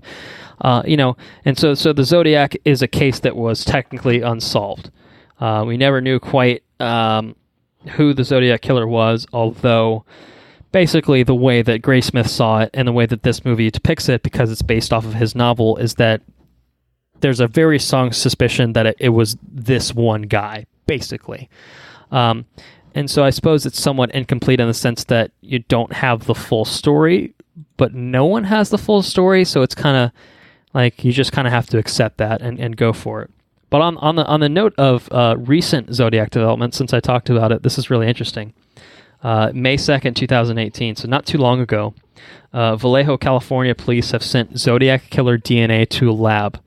Results could come in a few weeks. So nothing as of recording this, but apparently this is how they solved the Golden State Killer case. Did you hear anything about that from a little while back? Anything about that? It was like a cold case for the longest time, and they used like this new DNA method, and they found. So I think it was a cop basically that they found ended up linked to that. I don't remember the exact details on that, but it was just like basically if it wasn't for this specific DNA method, the guy probably almost certainly would have gotten away with it. But then they tracked him down like many years after the fact using this. So they've pulled DNA from the envelopes from the message from the letters that the Zodiac Killer had sent in to the newspapers and the police.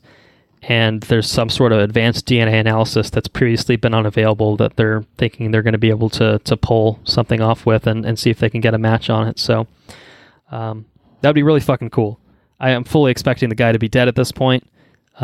Maybe it is the Arthur Lee Allen guy that Graysmith thought it was. I don't know. But just to have some sort of resolution would be really, really interesting to see. So that's just a personal thing for me that I think is interesting. But anyway, Zodiac's a phenomenal film. Technically speaking, I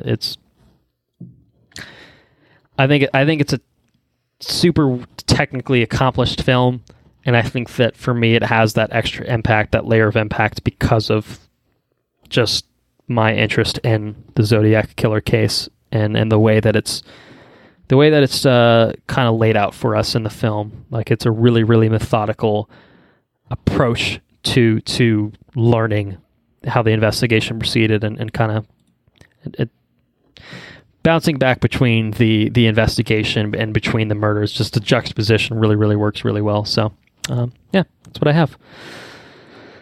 So there you have it. There you have it.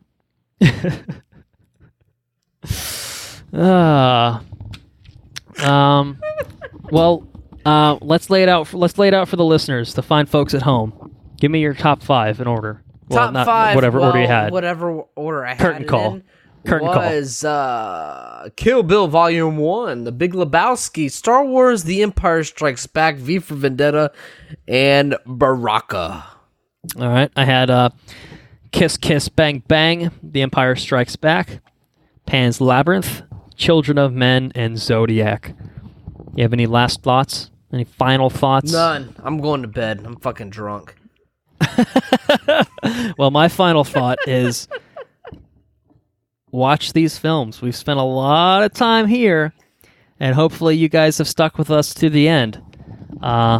You should check out a lot of these films. We hope we have not led you astray anyway. I think you'll find some enjoyment in many of the films we've shouted out on this episode. So, without further ado, thank you all for listening. Thank you guys for hanging out with us through fucking 100 episodes of Watch, Review, Repeat. I don't care if you just jumped in a few weeks ago. It doesn't matter.